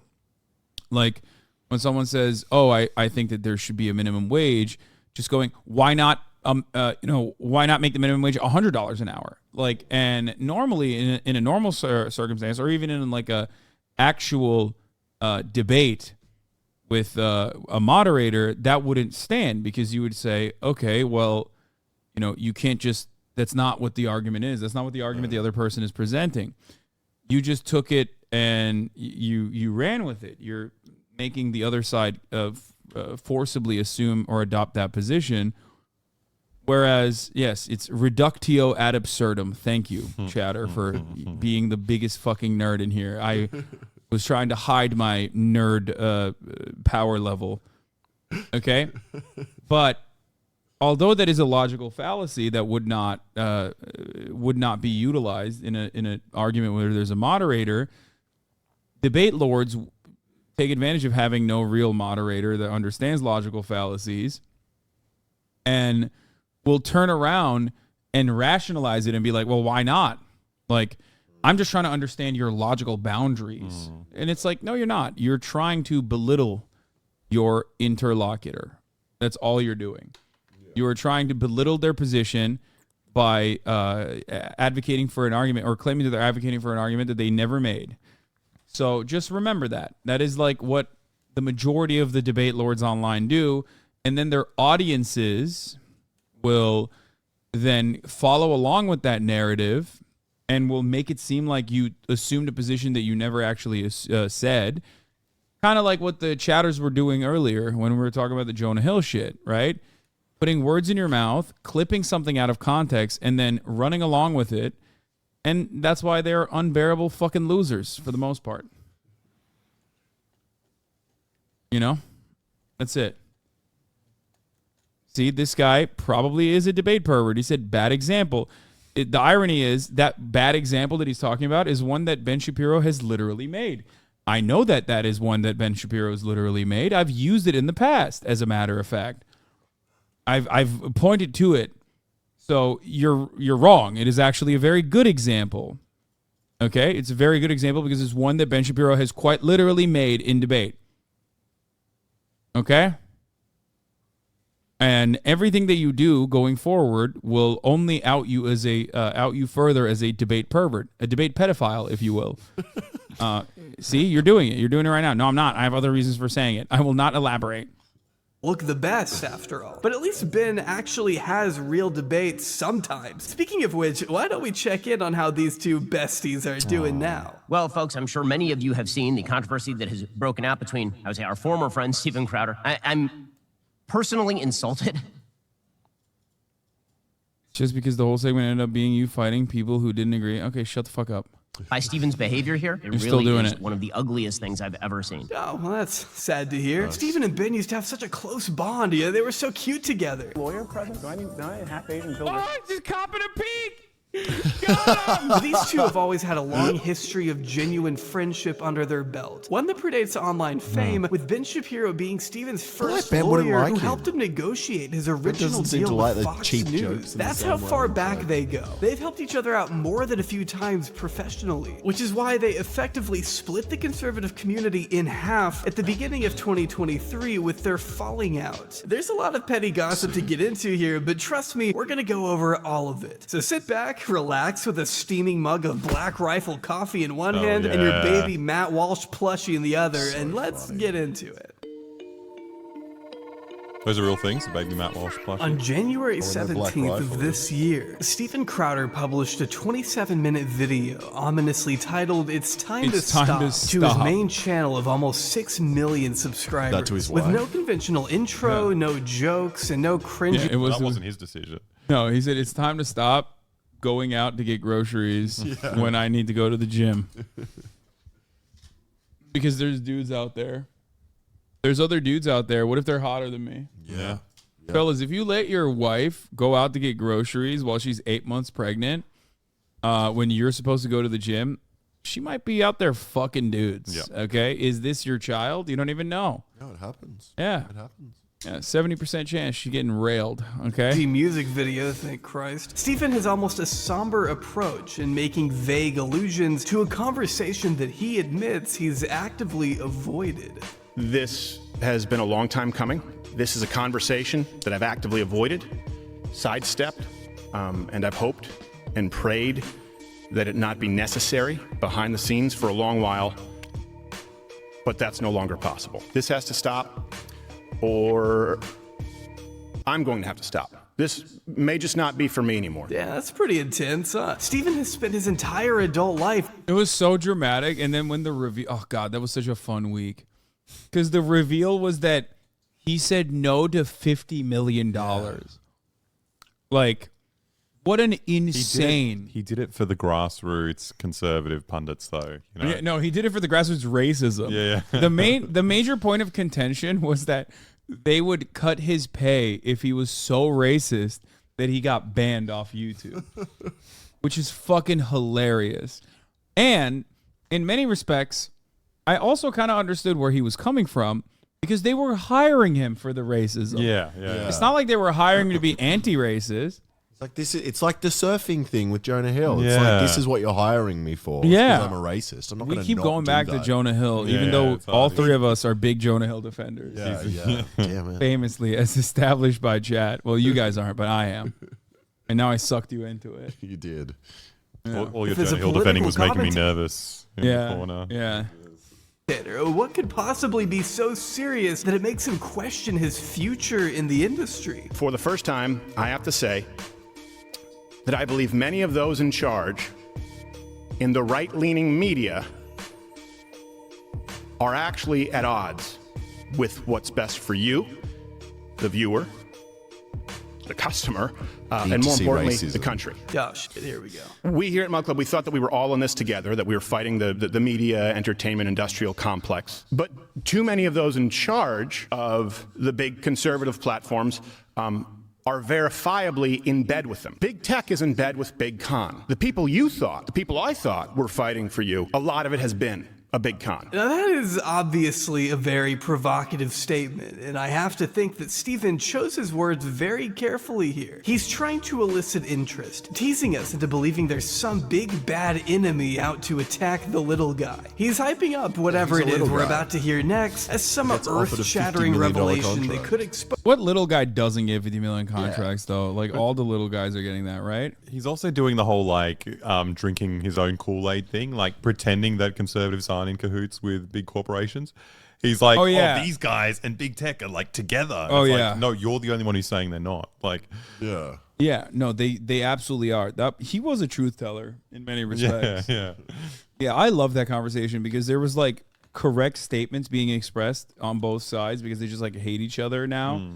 They were just like flinging shit by just like outing very like well-known talking points.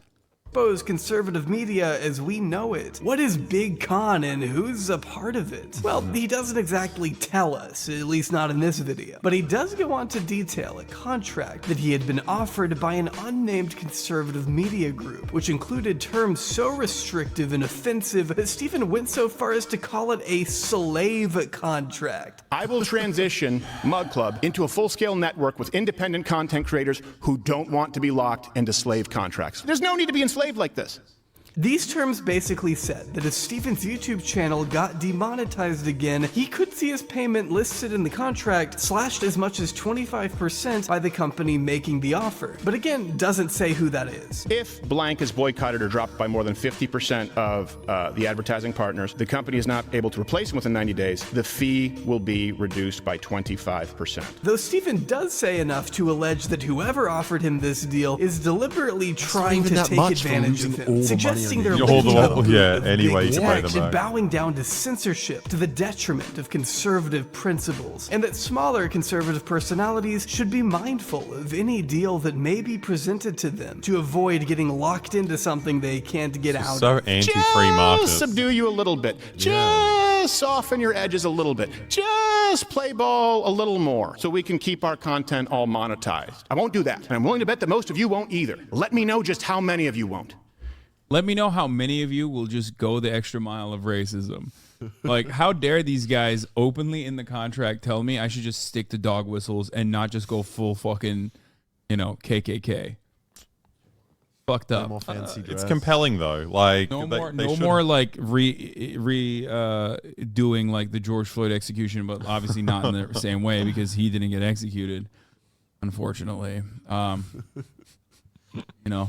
Fuck, it's so bad. Enter in your email at stopbigcon.com. This, as Stephen probably planned, ignited wide speculation of who could have offered this slave contract in the first place. But most seem to assume Ben Shapiro's very own Daily Wire is the culprit. The company that employs Candace Owens, Matt Walsh, Jordan Peterson. I mean, they're one of the biggest sites out there. I think, you know what I just realized? If you were to ask every single person in Steven Crowder's fan base, would you have $50 million and you can only use dog whistles?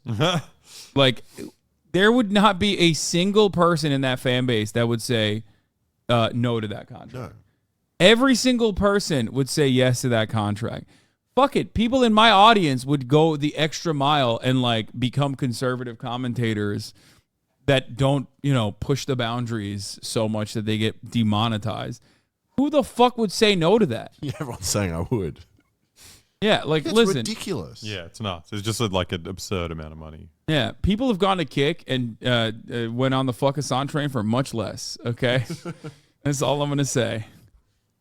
And as confirmed by their CEO, Jeremy Boring, in his own video the following day, the Daily Wire had in fact approached Stephen with this lucrative contract they believed was not only fair, but grossly misrepresented by Stephen in his video. Now, if there's anything I know about Jeremy Boring, it's that he lives up to his fucking name. So I'm going to try to get through this snooze fest as fast as we can. Something we have to understand before going further, though, well, is that we love Steven Crowder. Gets banned a lot. It's kind of his thing, really. He acts makes controversial, gets punished for it, then cries victim. It's pathetic, but you have to understand this works for Steven's brand. It helps drive more traffic over to his own website. Making people think that you're constantly on the brink of losing your platform will galvanize them to support you in other more profitable ways. They purchase the content, you lock behind a paywall, they buy your merch, subscriptions, whatever it is. Steven's fans are more likely to buy Mug Club when the threat of suspension is constantly looming over Steven's brand. But losing his YouTube revenue would also mean less money is being funneled to the Daily Wire if they were to ever partner. And even though the Daily Wire would be willing to cover a lot of the financial burden if they were to lose advertisers as a result of Steven's controversial segments, as a company looking to make money, they still have to consider their own best interests. And that's all this was meant to accomplish. You say, yeah, that's kind of capitalism, isn't it? Yeah, just free market. When you think about it. Interesting that Steven Crowder all of a sudden is like pro labor rights. Insulate me from the... No, he wants labor rights for racism. Yeah, that's it. It's like it's kind of fucked up. Racist. Yeah. well, it's the same in the end anyway, because you're still telling him, if you say something YouTube doesn't like, we're taking away your money. Well, no, if YouTube would be the one taking away the money. We're just saying that we can't bear the entire brunt of that. After all, as Forbes outlines, the Daily Wire is one of the biggest outlets on Facebook by a wide margin and appears on the top 10 Apple podcast charts. They can't... It's because of how censored they are, though, really. That's totally what's going on. Gaia, get down. Get down. Aww. Down. It's so hard. Oh, yes. She did a... She looks so defiant. She looks so fucking defiant when I tell her to get down. What are you looking at? No. Just a pounce now. Can't be putting themselves at such risk of losing that position, since existing on Facebook helps them reach so many people. Perfect. So of course, from a business perspective, it makes sense for the Daily Wire to include that specific clause in the contract. If Steven is earning them less money, then why should he be paid the full $50 million they've offered him? Which, yeah, is something else Steven conveniently left out of his original video. I wonder why that is. Could it make him look ungrateful? Like a whiny baby looking for charity in the form of tens of millions of dollars? Steven's philosophy seems to be, I deserve to be paid millions and millions and millions of dollars, whether my show drives the revenue or not. That's not a business relationship. He's not looking for a business relationship. He's looking for a benefactor. Because just to summarize here, but that Steven is what, Crowder was offered a payout if you're a of political movement, of course, you got to insulate your bravest warriors. Of course he's looking for a benefactor, because that's how these operations are run. Yeah. Steven Crowder has never worked in an institution, which, by the way, Jeremy Boring correctly pointed out, again, spicy. He had never, up until that moment, ever worked at a media outlet that wasn't just running red and quite literally getting money from oil barons to keep cutting the same propaganda they were cutting. Wait, surely Daily Wire takes the same money from... Yes, Daily Wire was started, again, by oil barons, literally. They claim to be in the green now, but I don't believe it. Well, they opened their own oil wells. Probably because they didn't pay Steven $50 million finally. to join the show. I think that more content creators, even the ones who don't get involved in politics, should talk about how this freak says the most vile shit without getting a real meaningful punishment. But if anyone else says bitch in the first 30 seconds of their video, they might get their channel deleted. Yeah, it's really fucked up. YouTube monetization is so fucked. The fact that Steven Crowder can be monetized, and yet like most of my videos that I make are unmonetized after a day, until I fucking complain publicly on Twitter, and then there's already been a manual review, by the way, and then they magically get remonetized, is so frustrating. Ours don't even, when they're manually reviewed, they still get rejected. Yeah, no, that's what I'm saying. Yeah. I get manually reviewed, they reject it, and then sometimes I'll go back to YouTube and I'll look at the YouTube and I'm like, what the fuck is going on? There's like 11 videos in a row have been demonetized. Like, and not all of these are like really spicy subjects either. What is happening here? And then I'll tweet about it and then they'll magically remonetize again.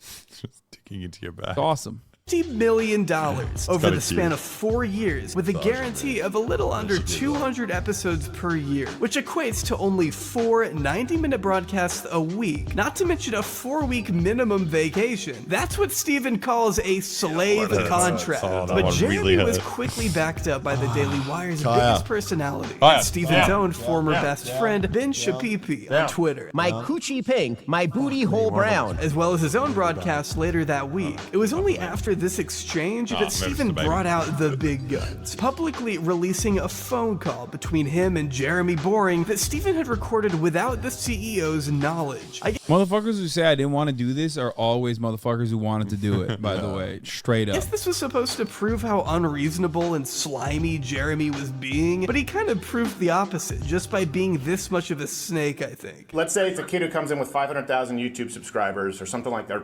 100,000. Let's say it's some other kid you're paying 6 figures to come in and do it. There's not the penalty of the demonetization or if they're removed from iTunes, Apple, YouTube.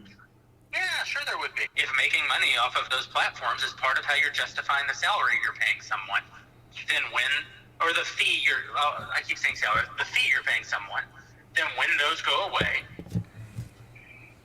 everybody loses money. You can't pay the same amount with less revenue. How about you create a different business model? Even when you listen to the call itself, Jeremy sounds anything but uncharitable to Steven, politely explaining his company's position while Steven moans about wanting to be more offensive than what the Daily Caller will allow. If he really wants to be a provocative idiot, then he needs to accept the consequences that Steven's could YouTube follow channel as is a not result. making They're $50 still million willing to work with No, him, even in the event that insane. I mean, Mug Club or like the merch? No, not even with the fucking Mug Club. No. No. Nor. They're getting a lot better since you went to France. I don't know what happened over there. I learned. No, that's it's insane. Of course, they're not making 50 million. And even if with a 25% cut, 37 million, still way more than his channel's making. So 100%, 100,000%. Yeah, but what about the little racists, huh? Yeah. You know, think of the grassroots. That's what is like genuinely fucking frustrating. Mug Club probably makes like 10K max. No, it probably makes more. So much. I reckon. But I doubt that Steven Crowder makes. I reckon he would make. I don't think he makes more money. At I least don't think he makes more than I do. I don't think. Yeah, I reckon he would make a lot from Mug Club, but that's probably all cancelled now. Like, no, he Mug still Club's has his own it. thing. Yeah, he still has it. But maybe people don't like it. Before though, Mug Club was like under the Blaze banner, so it was just like all the money was going to the Blaze. So he wanted to make it his own thing. What I'm saying with Mug Club and like Black Rifle Coffee, when did like conservatives become like those like really lame millennials that like don't talk to me until I've had my coffee kind of go? Yeah. Like it's such a weird branding. Yeah, you don't understand. That's like these are big badasses, dude. These are veterans who say racist stuff. And love coffee. Everybody loves coffee. Come on. He gets banned. It would just equate to a marginally smaller profit, 25% less. This isn't about big tech, it's about business. And the reality that when you play stupid games, sometimes you win stupid prizes. You just can't expect a company like the Daily Wire to abandon all of its interests just to accommodate your annoying edginess. Calm down and grow the fuck up. But it only got pettier from there, with Ben doubling down his support for Jeremy, tweeting, "It's nasty to attack my company and Daily Wire Plus host as a big con by lying about the meeting of a non-binding term sheet. It's despicable to plan weeks in advance to attack my best friend and your friend by setting up and secretly taping a phone call, all to grow your email list." Sorry, that's the best Shapiro voice I can do. I'm not done, so get used to it. Prior to October 5th, Steven's agent requests we send an offer. October 5th, we submit a non-binding term sheet. November 2nd, Steven tells Jeremy he wants $30 million per year and us to send him a new offer, refusing to redline the term sheet. November 14th, we told Steven we couldn't do that. December 12th, Steven apparently registers stopbigcon.com, knowing he's leaving the Blaze, and that we haven't provided him an offer to his liking. Steven needed a plan. Attacking us was the plan. December 15th, Steven announces he's leaving the Blaze. January 7th, Steven texts Jeremy in friendly fashion to ask if they could talk. January 9th, Steven calls Jeremy and secretly tapes him. This means 96 days elapsed between when he received the term sheet and when he secretly taped Jeremy. And it means that 36 days elapsed between when he decided to attack Daily Wire and Jeremy by purchasing Stop Big Con. And when he called Jeremy to tape him. Gross. Once more, if you actually care about the supposedly horrific, non-binding first offer term sheet offering $50 million for 4 years, Jeremy reads it line by line here. It is quite simple. If your show loses money, you lose money. This is how capitalism works. You know who knows this? Steven Crowder. That's why he has a piss off YouTube segment in which he deliberately does not say the things that will get him kicked off of YouTube and directs people behind his paywall. He must be a shill for YouTube or something. Okay, that's it. I'm done. Sorry. I had to, okay? For the first time, I think, ever, Ben was publicly duking it out with the man he had started a career alongside. And he wasn't alone either. The Daily Wire's own Candace Owens referred to Steven making a total bitch move. And Jordan Peterson originally sided with Steven, tweeting out Steven's initial video before deleting it as soon as he realized it was about the company that employed him. Good save there, man. The reality is that Steven benefits from big tech just as much as the Daily Wire does. Without mainstream platforms like YouTube and Facebook, these guys wouldn't be able to have such an empire of their own. These sites may have basic rules on what they'll allow, but Steven cannot deny they make it possible to run and operate a brand outside of the conventional networks that are usually far more predatory than what the Daily Wire was offering. As journalist Danny DiPlacido put it, Crowder, Shapiro, Owens, and Peterson all use the platforms of big tech to boost their brand and become wealthy, powerful influencers, all while bitterly complaining that the odds were stacked against them, while the millions of dollars floating around in the conservative media sphere tell a radically different story. The nerve of Steven Crowder to complain about such a generous contract from the comfort of his cushy job as a mouthpiece for the Republican Party is ironic, especially considering what else we would learn about Steven's business Xi Jinping, where are you? over the following months. But this all only came to light after a series of allegations that shined a light on Steven's more impulsive personal side, putting him at further odds with an audience that was already beginning to turn on him. Steven has a lot going on. Yes, it's the best way to say it. There's a lot going on, and that should be clear because people don't do stuff like this if there's not a lot going on in their life. I would like to implore my audience and everybody that is paying attention to this situation I don't want not to go into condemn him, cage. but to pray for him. After a cryptic message from Candace Owens hinting at some kind of personal difficulties in Steven's life that would explain his recent falling out with the Daily Wire, Steven took to his own channel to publicize his divorce from his wife, Hillary. But if you've watched this video already, you know it's kind of fucking strange. Let's go through it. Since 2021, I've been living through what has increasingly been a horrendous divorce. Now, let me say on the outset, to be clear, there is no infidelity, any kind of physical It's just abuse so at all on wild to either not think side. about the optics of anything And he's no, doing. Like, this he's was just not, so convinced that he's my right. choice. My then wife decided that she didn't want to be married anymore.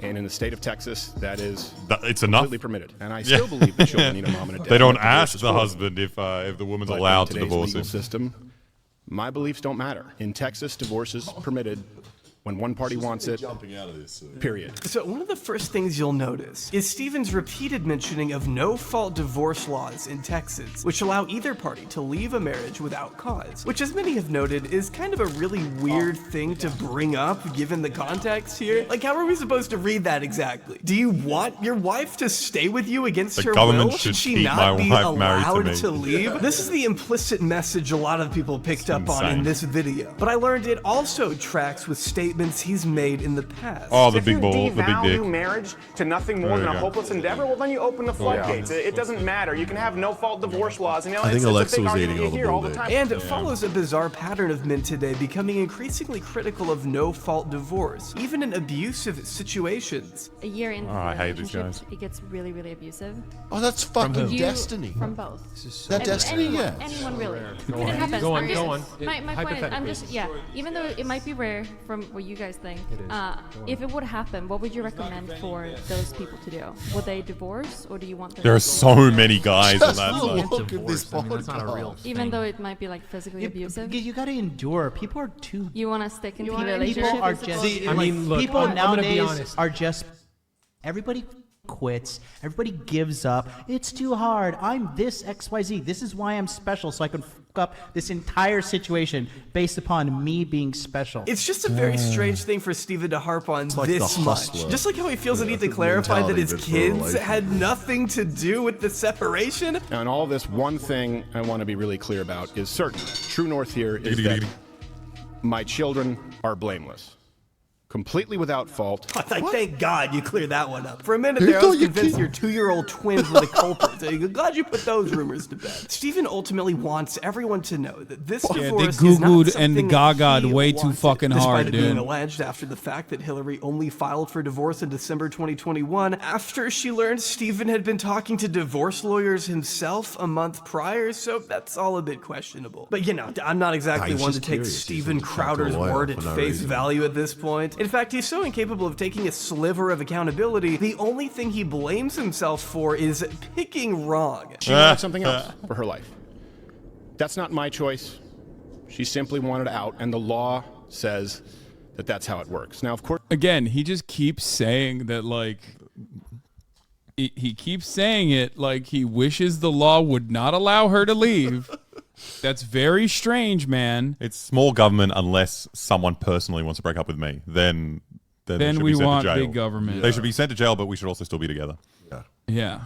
She put Of course, look, I get it. There are multiple sides to every story, but one thing that is undeniable in this case is that it's no one's fault but my own in that I picked wrong, and that's certainly That's not the only thing I did wrong here. I picked the wrong woman. the fault of my children. Yeah, I don't think that's the issue here, but whatever, man. Stephen spends the rest of the video accusing Candace of extortion, which she didn't exactly take kindly, to say the least. Stephen Crowder on election night was our friend. He was on the backstage with all of us, laughing, having a great time. He even sent me a retrospectively very flirty message thereafter on Instagram about how nice I looked on election night, even though I didn't respond to it. It's very erratic to go from being friends with somebody, being with them on election night, laughing, having a great time, to suddenly wanting to ruin their entire company. This is what I was thinking. This is a broken man who is on some sort of a spiral. It is likely his divorce that led to this moment. He's acting erratic, he's acting panicked, and this at least gives us some sort of an excuse for why he behaved this way. I then went onto my platform and I said, pray for Stephen Crowder, honestly, because that's what he needs. He needs a prayer. And apparently nobody. She said, bless her heart. That's what she did, which is like a very common Southern thing to say for those of you who don't know, the Australians. You know that? You know that saying? Like, oh, bless your heart. Yeah, when it's you like say bad. like bless It's like your heart, it means condescending. like fuck you. Yeah. You fucking piece of I shit. saw the other day. This dude was like abusing a server at a restaurant. Yeah, and there was going off, and then at the end he walks on and says, "God bless you." Yeah, and I'm just like, what? Yeah, Is that a that's nice how thing? Christians. That's how Christians operate. They'll say like bless your heart.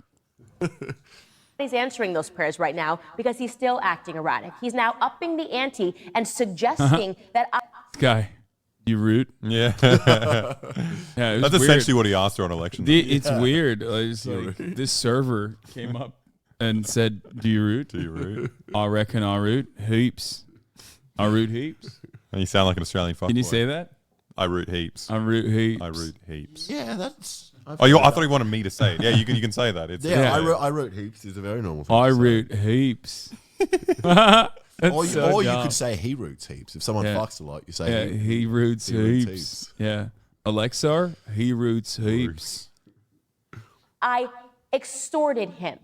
I will not take that lightly. Another detail that Stephen miraculously forgot to include in this video is that Hillary made a specific and private request via attorney that he not discuss their divorce publicly at all, according to Yashar Ali, whose Substack article we will be discussing in depth. This article, of course, was published alongside the now infamous Ring camera footage, in which It's Stephen crazy can be that he seen just had verbally access to this accosting by his the wife. in summer 2021 But who while she got was this still footage? pregnant The wife. with The their family she's of the like, wife. you've discussed it some publicly, kind of so cartoonish here's- villain as he chomps away at a cigar and barks orders at the soon-to-be mother of his fact that children, he demanding doesn't she care at fulfill all her wife's about not this even woman. Yeah. Bro, she is literally barefoot and pregnant, which is like another common conservative trope. It's Yeah. like women need to be barefoot and pregnant in the kitchen.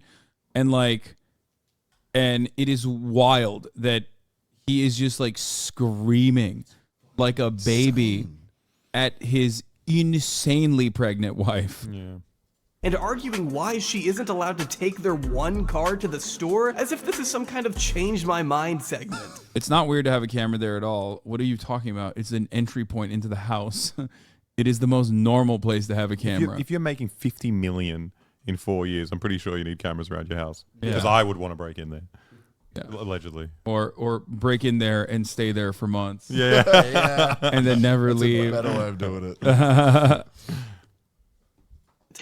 you refuse to do wifely things, then I will go pick up the groceries. There is no groceries. I'd be happy. Steaks, wood pellets, my grill. My grill. I need to grill. Stephen, You're not taking the car. Stephen, You are not then I taking will ask them to pick me up. Would you like me to ask? Oh, that's right. It's not correct, Stephen. Get an Uber. Watch it. Okay, Stephen, I can't. You want to walk out right now? Listen to me. I can't go to the gym.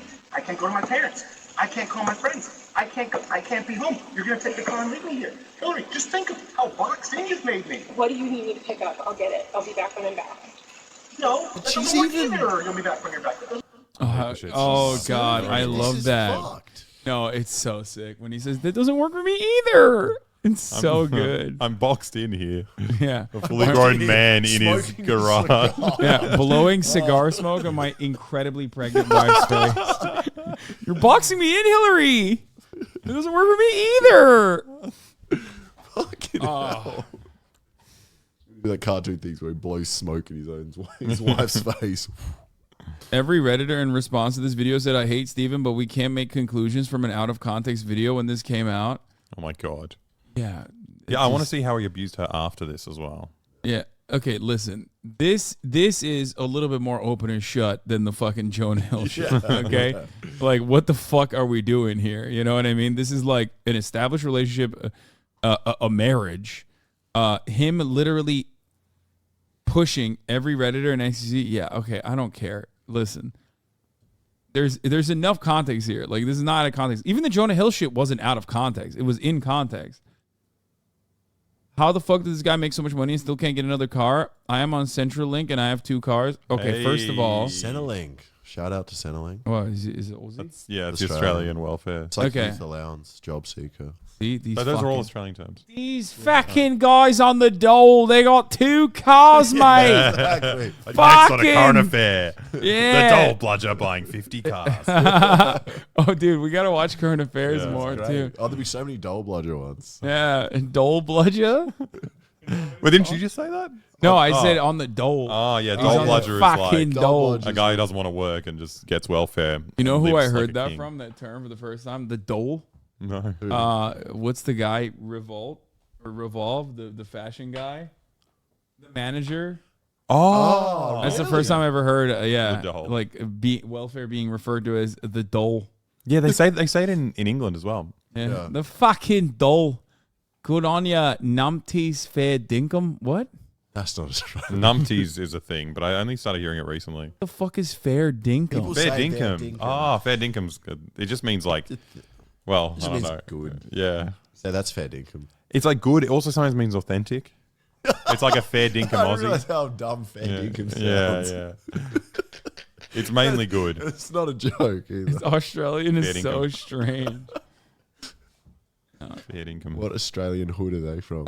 For the record, Zero, the reason why he has 1 car, this is speculation, but we think it's it's Control. reasonable to speculate, but it's possibly for control. Yeah.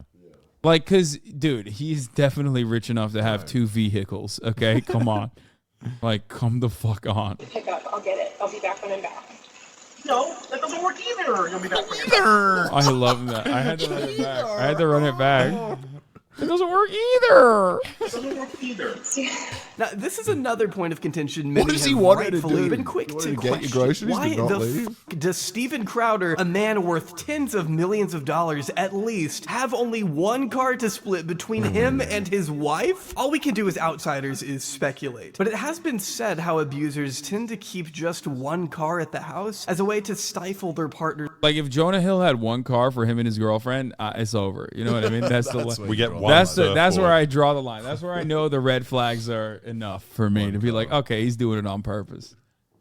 Mobility and independence, forcing them to stay reliant on their abusive spouse, which makes it harder to escape an abusive situation, That is a both stinky mentally penis. and logistically. Regardless, Stephen watched it. insists Oh. his wife, who is 8 months pregnant with twins Sorry, at I this thought- point, might It's like smoky almost. it's you don't want it to be smoky. No, no, it's not. but it is. It's a stinky penis. that bull had It's a dick fair cheese. dinkum, Dude, it's stinky really bad. It's not fair dinkum. No, that's not fair dinkum. No, it's not fair dinkum. And I emphasize, should take an Uber for the errands he insists she complete, which include fetching steaks and grill pellets for her husband. She's literally doing this for grill him, pellets would and be he hard still if is you're sitting pregnant. here treating her like a misbehaving child, expressing her. The other thing was also that he wanted her to like give the dog the medication, like the cancer meds that the dog needed, but like because she's pregnant, she was like, I don't want to touch this medication because like they usually say like on it like, you know, don't handle this if you're pregnant. Most medication will have something like that. Oh, here it is on the screen. Never mind. Demanding that she handle medicine for his dog she was concerned was toxic to Her pregnant women. concern that the dog food she'd be dealing with could potentially be harmful for pregnant women. Not that Steven would care about any of that. He's smoking a fucking cigar in front of a pregnant woman, for God's sake. So much for caring about the safety of the unborn, huh, Steven? Yeah, Those are his exactly. own children, he's heard. If that's any indication of what an amazing My father kids he'll did turn nothing out wrong. to be. I mean, it's frankly hard I not to smoked get them mad. out of my wife's In the video, cigar. Steven becomes They did nothing wrong. They're a little fucked up. They are now unfortunately disabled because I smoked cigars all the time around my pregnant wife, but it's Gave okay. them dog cancer medication. Yeah. was more agitated as he asks if Hillary's feeling some constraint and says if she takes the car to, again, get his groceries, then he won't be able to go to the gym, see his parents, or his friends. Just tragic stuff. But you know what would solve that? Using a fraction of your wealth to buy a second car, maybe. I don't know. Steven goes on to demand Hillary show him respect and that discipline is the only way she's getting out of this, whatever the hell that means. She's an adult woman, not a dog. The only way out of this is discipline and respect. This is fucked. I feel like it's disgusting. This yeah. is just bad. I also think it's really weird that he's just like smoking a cigar at 12:37 in his backyard. But I guess like, is that a good time to smoke a cigar? Yeah. Like, why the fuck do you smoke a cigar by yourself in you're your cool. backyard? Is it like Teen addiction. Yeah, it's also no? dry. It's not. Smoke a cigarette like a normal human. What the fuck? Yeah, the cigar's a big manly thing. But yeah, if no one is there to see you smoke it, why would you do it? No, people like the taste. I was addicted to cigars. We're addicted to cigars. Yeah. Why? Really, were you really LARPing dumb as a story. Cuban revolutionary? Yeah, Of really. No, course. I was on exchange in Colombia, and I was going to go to Cuba, and I was like, I'm going to smoke cigars there, but I don't want to be like an idiot gringo who doesn't know how to smoke them. So I'm like, I'm going to practice every day, practice smoking a cigar, and then after 30 days, I was like, oh wait, I'm just addicted to cigars now. Turns out you can't practice smoking. Just get addicted. you just become a smoker. I had that with meth and heroin. I was like, I'll practice a little bit. Yeah. So I look impressive while doing it. Yeah, when you were coming to America. Yeah. Just addicted. We're actually the meth capital, Australia.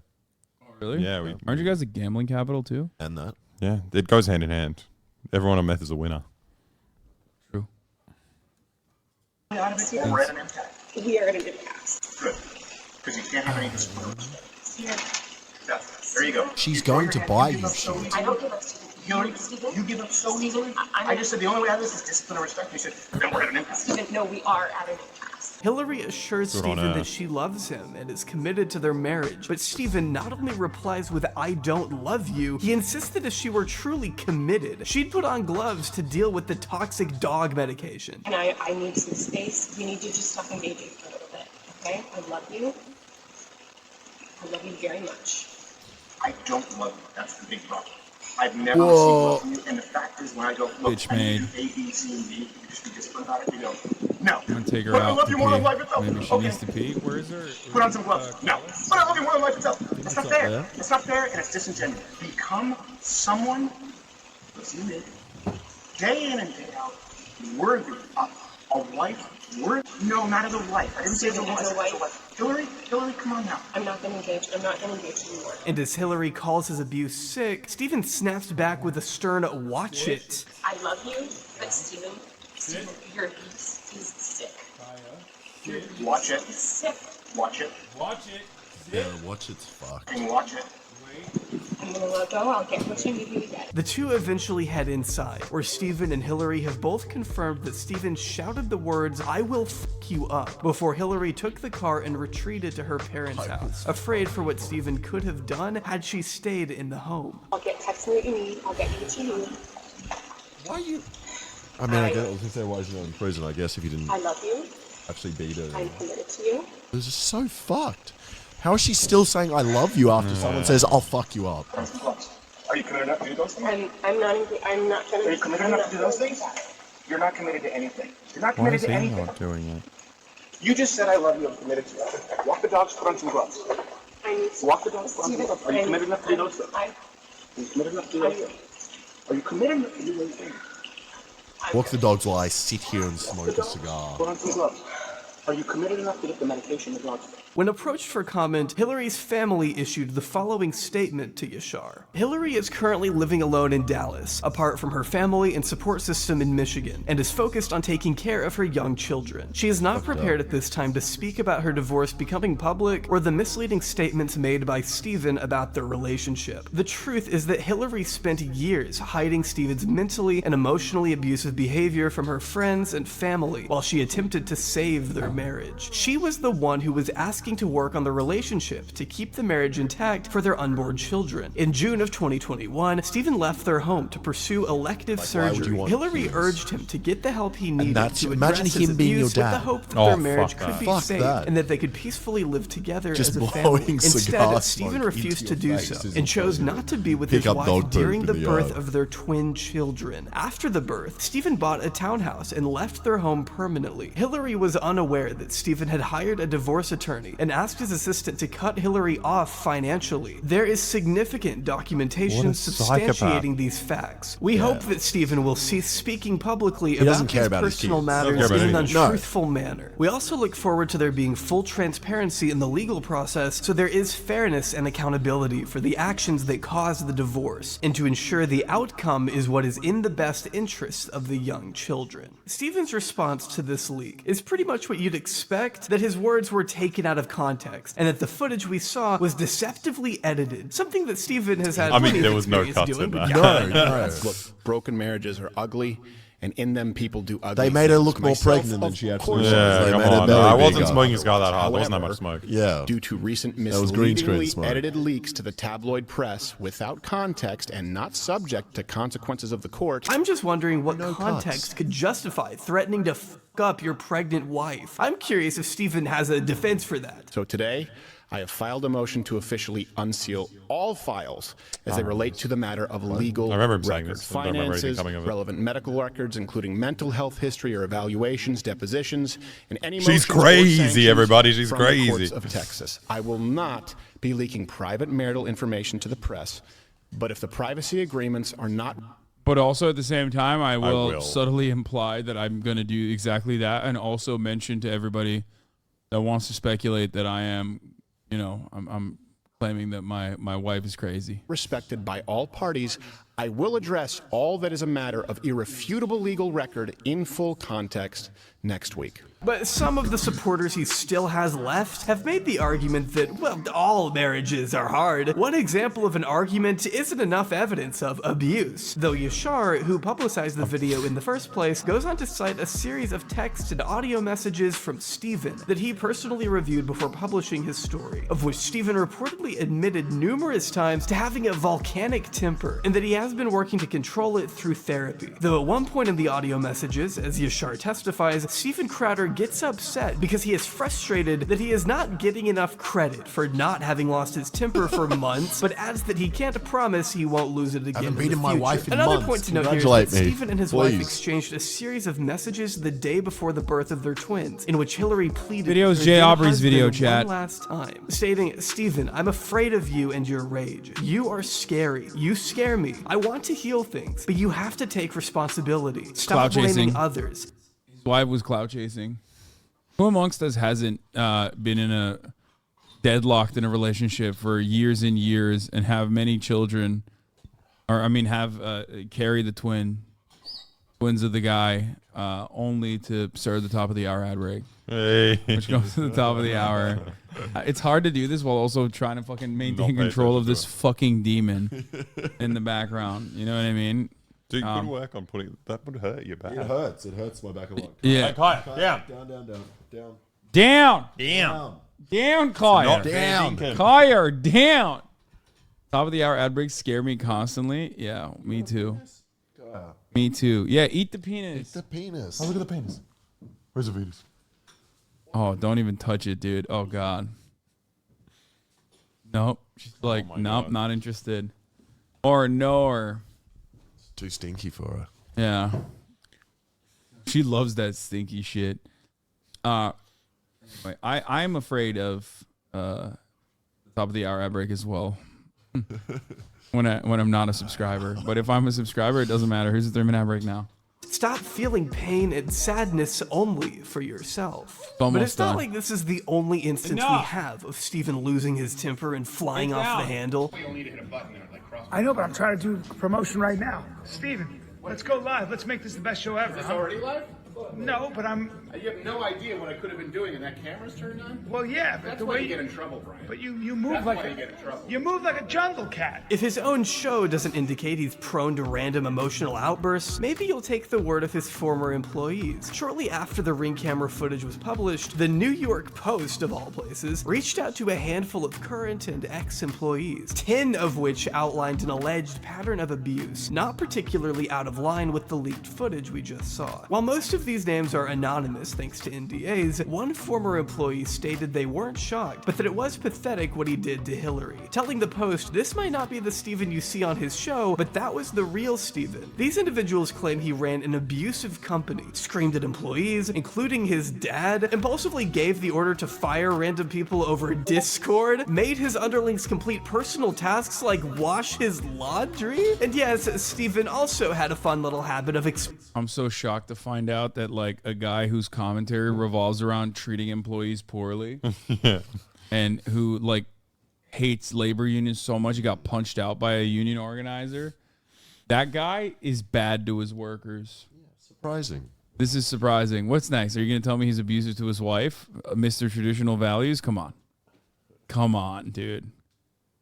Yeah, a lot of these motherfuckers like hearing these things, but don't actually enjoy it when they actually see what it's like in the real world. You know what I mean? Very weird. exposing his genitals to his pals. And I don't even have to say allegedly to this one because it's something he's literally done on camera. But hey man, it's a joke. It's all a joke. It's funny. The only funny thing in this scenario is that dick's Steven funny, keeps come willfully on. Yeah, I got a writing funny sketches shaped where he dick. has to show his balls to somebody. It says, quote, Crowder was known to expose his genitals to staffers. Well, hold on a second. Yes. Yeah, well, yes. just wait.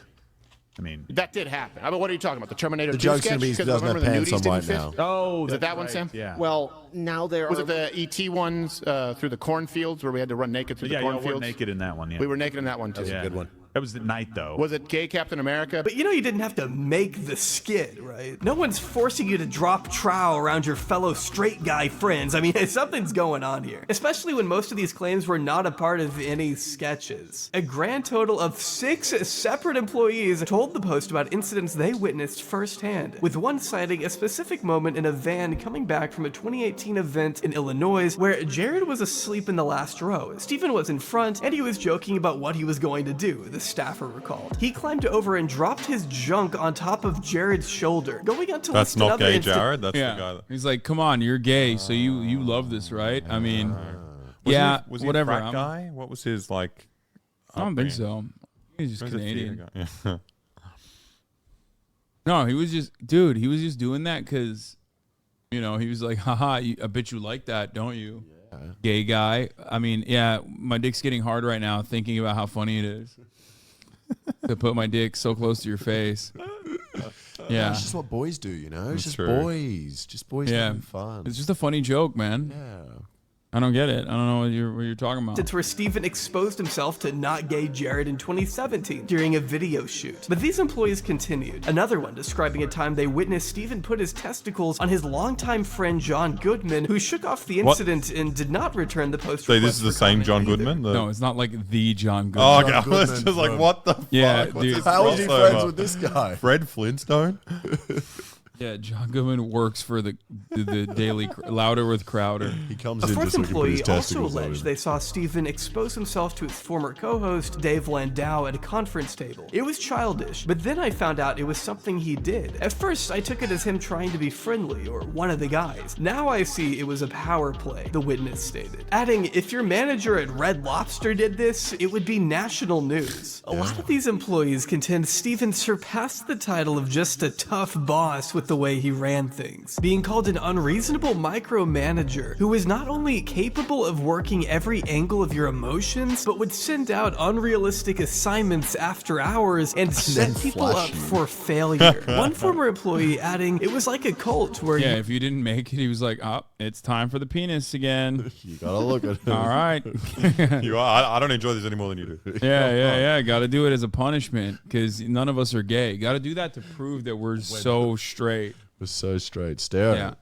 Yeah, just come on. Just Look it in hold the it. eye. Hold it with your hands a little bit. you were all in, and that he did not want you having a life outside of it, often blaming employees for projects failing to live up to his expectations. One employee telling the Post, we'd tell him things wouldn't work when a live show in 2018 didn't go as he had planned, adding, I thought surely Steven, who micromanaged the whole thing, is going to take some responsibility here. But accountability from Steven Crowder is a bit much to ask for. Steven instead decided to use the opportunity to gift each of his employees a book titled Extreme Ownership: How U.S. Navy SEALs Lead and Win. sick. We all thought we were going to get an apology. That's the right-wing We got a version of book. like It was- Jonah weaponizing therapy speak. It's him using Yeah. Navy SEAL speak to Yeah. to, No, to gaslight exactly. his friends. Exactly. That is precisely what he's doing. It's like a sitcom. His repeated tirades against his own booking agent and father reportedly made former employees uncomfortable. He did it regularly, and it was usually about failing to book someone he wanted on the show. Steven would say, I'm supposed to get stars. I mean, how can you demand respect from your employees when you continuously scream at your own father in front of everybody? I mean, you're a joke. You're being insane. One source concluding, we don't want Steven to suffer. We just want the abuse to stop. Or at least let future employees know what they're getting themselves in. They sound like libs. Yeah. Yeah, we just want the abuse to stop, or at least let future employees know what they're getting into. Like, it's so strange how when the roles reverse, it's all of you a sudden personally. you're like, wait a minute. Interesting. Which, by the way, I can only hope enough people listen to, especially considering all of the job applications Steven is throwing out on Twitter. With all things considered, it's no wonder why so many people are no longer at Louder We with should work Crowder. for him According for to video. Dave, Steven was so obsessed with getting the last word on his show that he had a light hooked up to a button behind his desk that, when pressed, would indicate to Dave to shut up. It became a little weird because a light was put in where it was his rant button, and it was basically a Dave Don't Talk button. Wait, so there's literally a light bulb? There was 4 lights in a row. There were and when 3 I'm serious. And when it was hit, I wasn't supposed to talk, and they You said, It's just like, bro, you literally did that for years. Like, he fucking owned you, you little gremlin. I'm just like, you're a whole ass divorced dad yourself, and you just sat there and ate it from Steven Crowder, who is somehow even less funny than you are, and you, my friend, are not very funny either. So, Wait, was it like a regular colored light bulb, or was it like red? it was like a yellow, a Okay. pretty bright yellow, like Okay. like yield. So it's like off camera, but in your eyesight. Yes, and And, I was. would he be the one pressing the button, or was there a producer pressing the button? He would press it.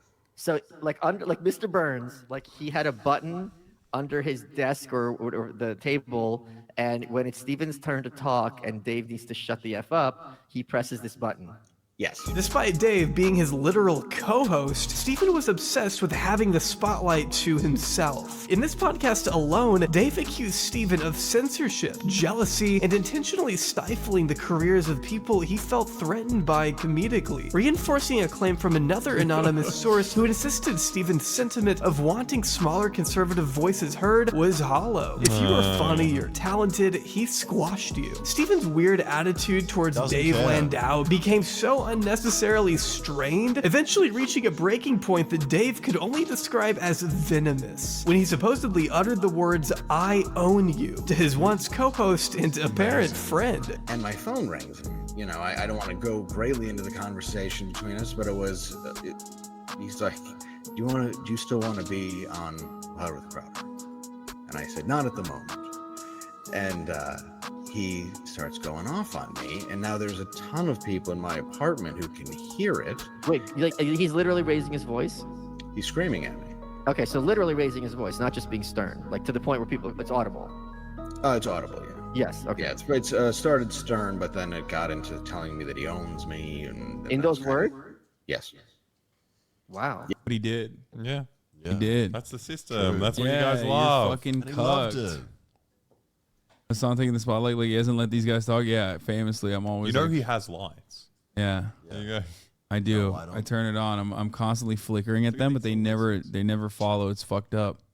Oh, lights on. Yeah. He owns me. It was just. It was. It's funny because like there's enough schizo haters in here that like some of them now believe that for the rest of their lives, like they're gonna go along with that as a narrative. Venomous, and I don't know what he was going through at that point, and I just was like, dude, it was all this projection coming at me. Was this the first time he had yelled at you?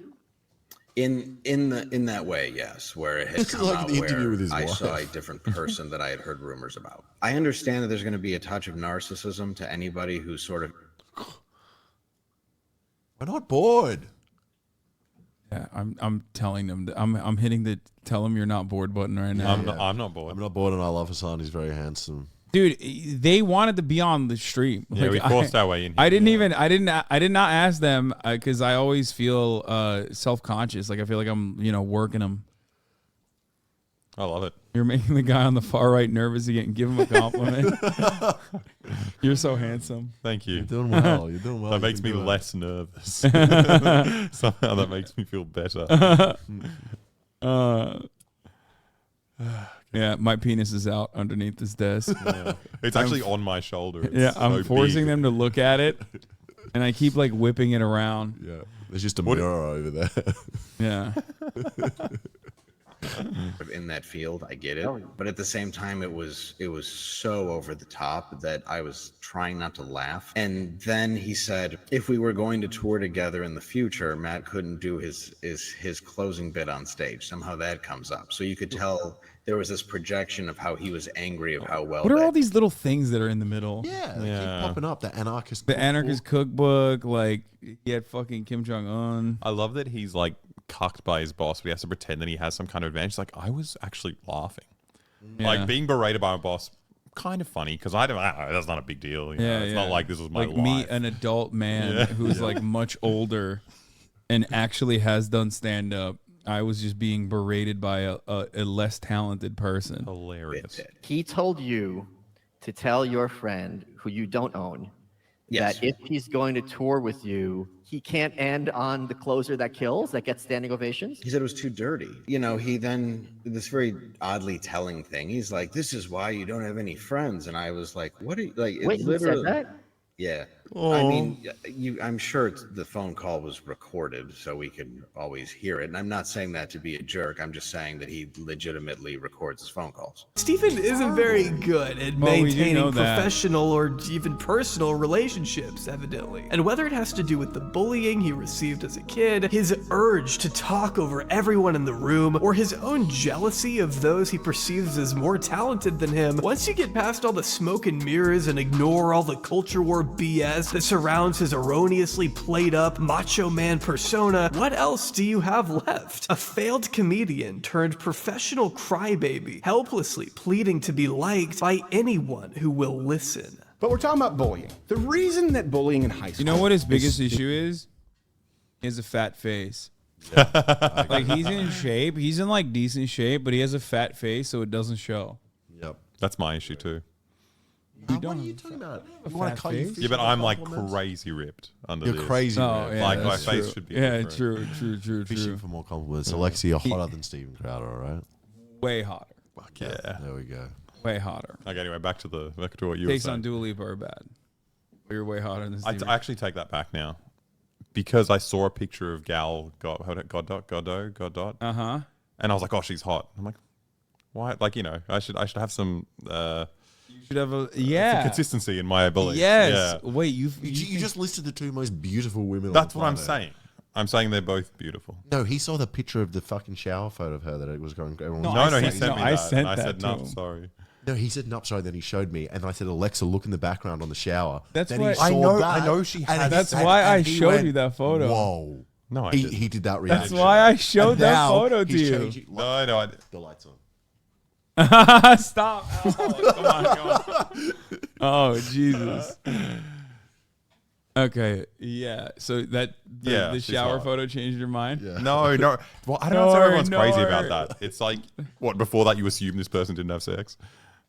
No, No, but it's like, you know now, like But you how can You imagine always it. knew. What do you mean? Yeah, You can imagine it more. Yeah, I don't know what it is. Yeah, Yeah. I don't know. No, it is hot. Okay, good. Wow, dude, brave, brave. Oh, did you see this? No. What about now? What about now? It's a attractive person. It's so hard. It's so hard for him to admit. Why? He's never. I know why, because she's an Albanian nationalist, and so am I. Little does he know. Yeah, because you're all Turks. Yeah, well, everyone's Turks.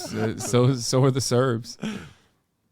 Is so unbearable, or in the workplace, for example, is because it's chronic, it's systemic. If you have a boss or a supervisor, I hope who's a bully, Steven you watches still this have to video. go in the next There's day. The real probably problem a- there is you I have just to feel like it face won't that affect bully him. every He's- single day. There's no way to get away from it. I think he lives with himself every day, so that's like torture enough for him. You know what I mean? He knows. This is like also a deeply insecure man. You know what I mean? Deeply and undesirably insecure man. That's a big defining factor for me. Since the beginning of Steven Crowder's career, his main mission has always stayed the same, to provoke. Only nowadays, he's doing it under the transparent guise of pseudo-intellectualism, as he desperately longs for approval from a purely reactionary crowd. He doesn't possess the talent needed to make it in the entertainment industry the usual way, so instead, he had to find another way in, by misrepresenting data, spreading lies, and bankrolling hatred. I personally believe these efforts are a calculated. I'm shocked he didn't put the bisexual Mr. Hyde in here. That sounds like a great bit. He has talked about it. He's like, when bisexual Mr. Hyde rears his ugly head in college. That's what he said. He had like he a has his Q&A. own. Yeah, he said he went through a phase in college. What? Yeah. That explains a lot. Yeah, I mean, it's not a phase. You know what I mean? Way to cover up his own insecurities and just be taken seriously for once in his life, even when it means limiting his debates to unprepared 19-year-olds, being a contrarian edgelord for attention, and destroying every professional relationship he's ever had. It's not a compliment when I say Steven is consistent in his beliefs, meaning he seems to live by all the horrendous shit he preaches on his garbage radio show. And where has it gotten him? Hated by all his peers and estranged from his former partner. From the information we have, it looks like Steven ruined his own marriage on account of treating his wife like property when he thinks he can get away with it. Hillary appears to have endured his abuse for years and is still facing the wrath of Steven's words publicly, like when he threatened to release her mental health records if she didn't back off. This is a person he's been devoted to for the past decade. If he doesn't respect her enough to not attack her on a massive platform, why should he be given any level of respect by anyone? Steven Crowder is someone who should never be taken Like, seriously. see, he's in shape, but fat face. Interesting. See what I'm saying? But I think he also does it to himself with his like neck beard. Because he doesn't I have don't a think he shaves chin. it. He doesn't have a jawline, so he You has just to own it like Bashar al-Assad, you know? Just go out there strong. How was that the first person you thought of?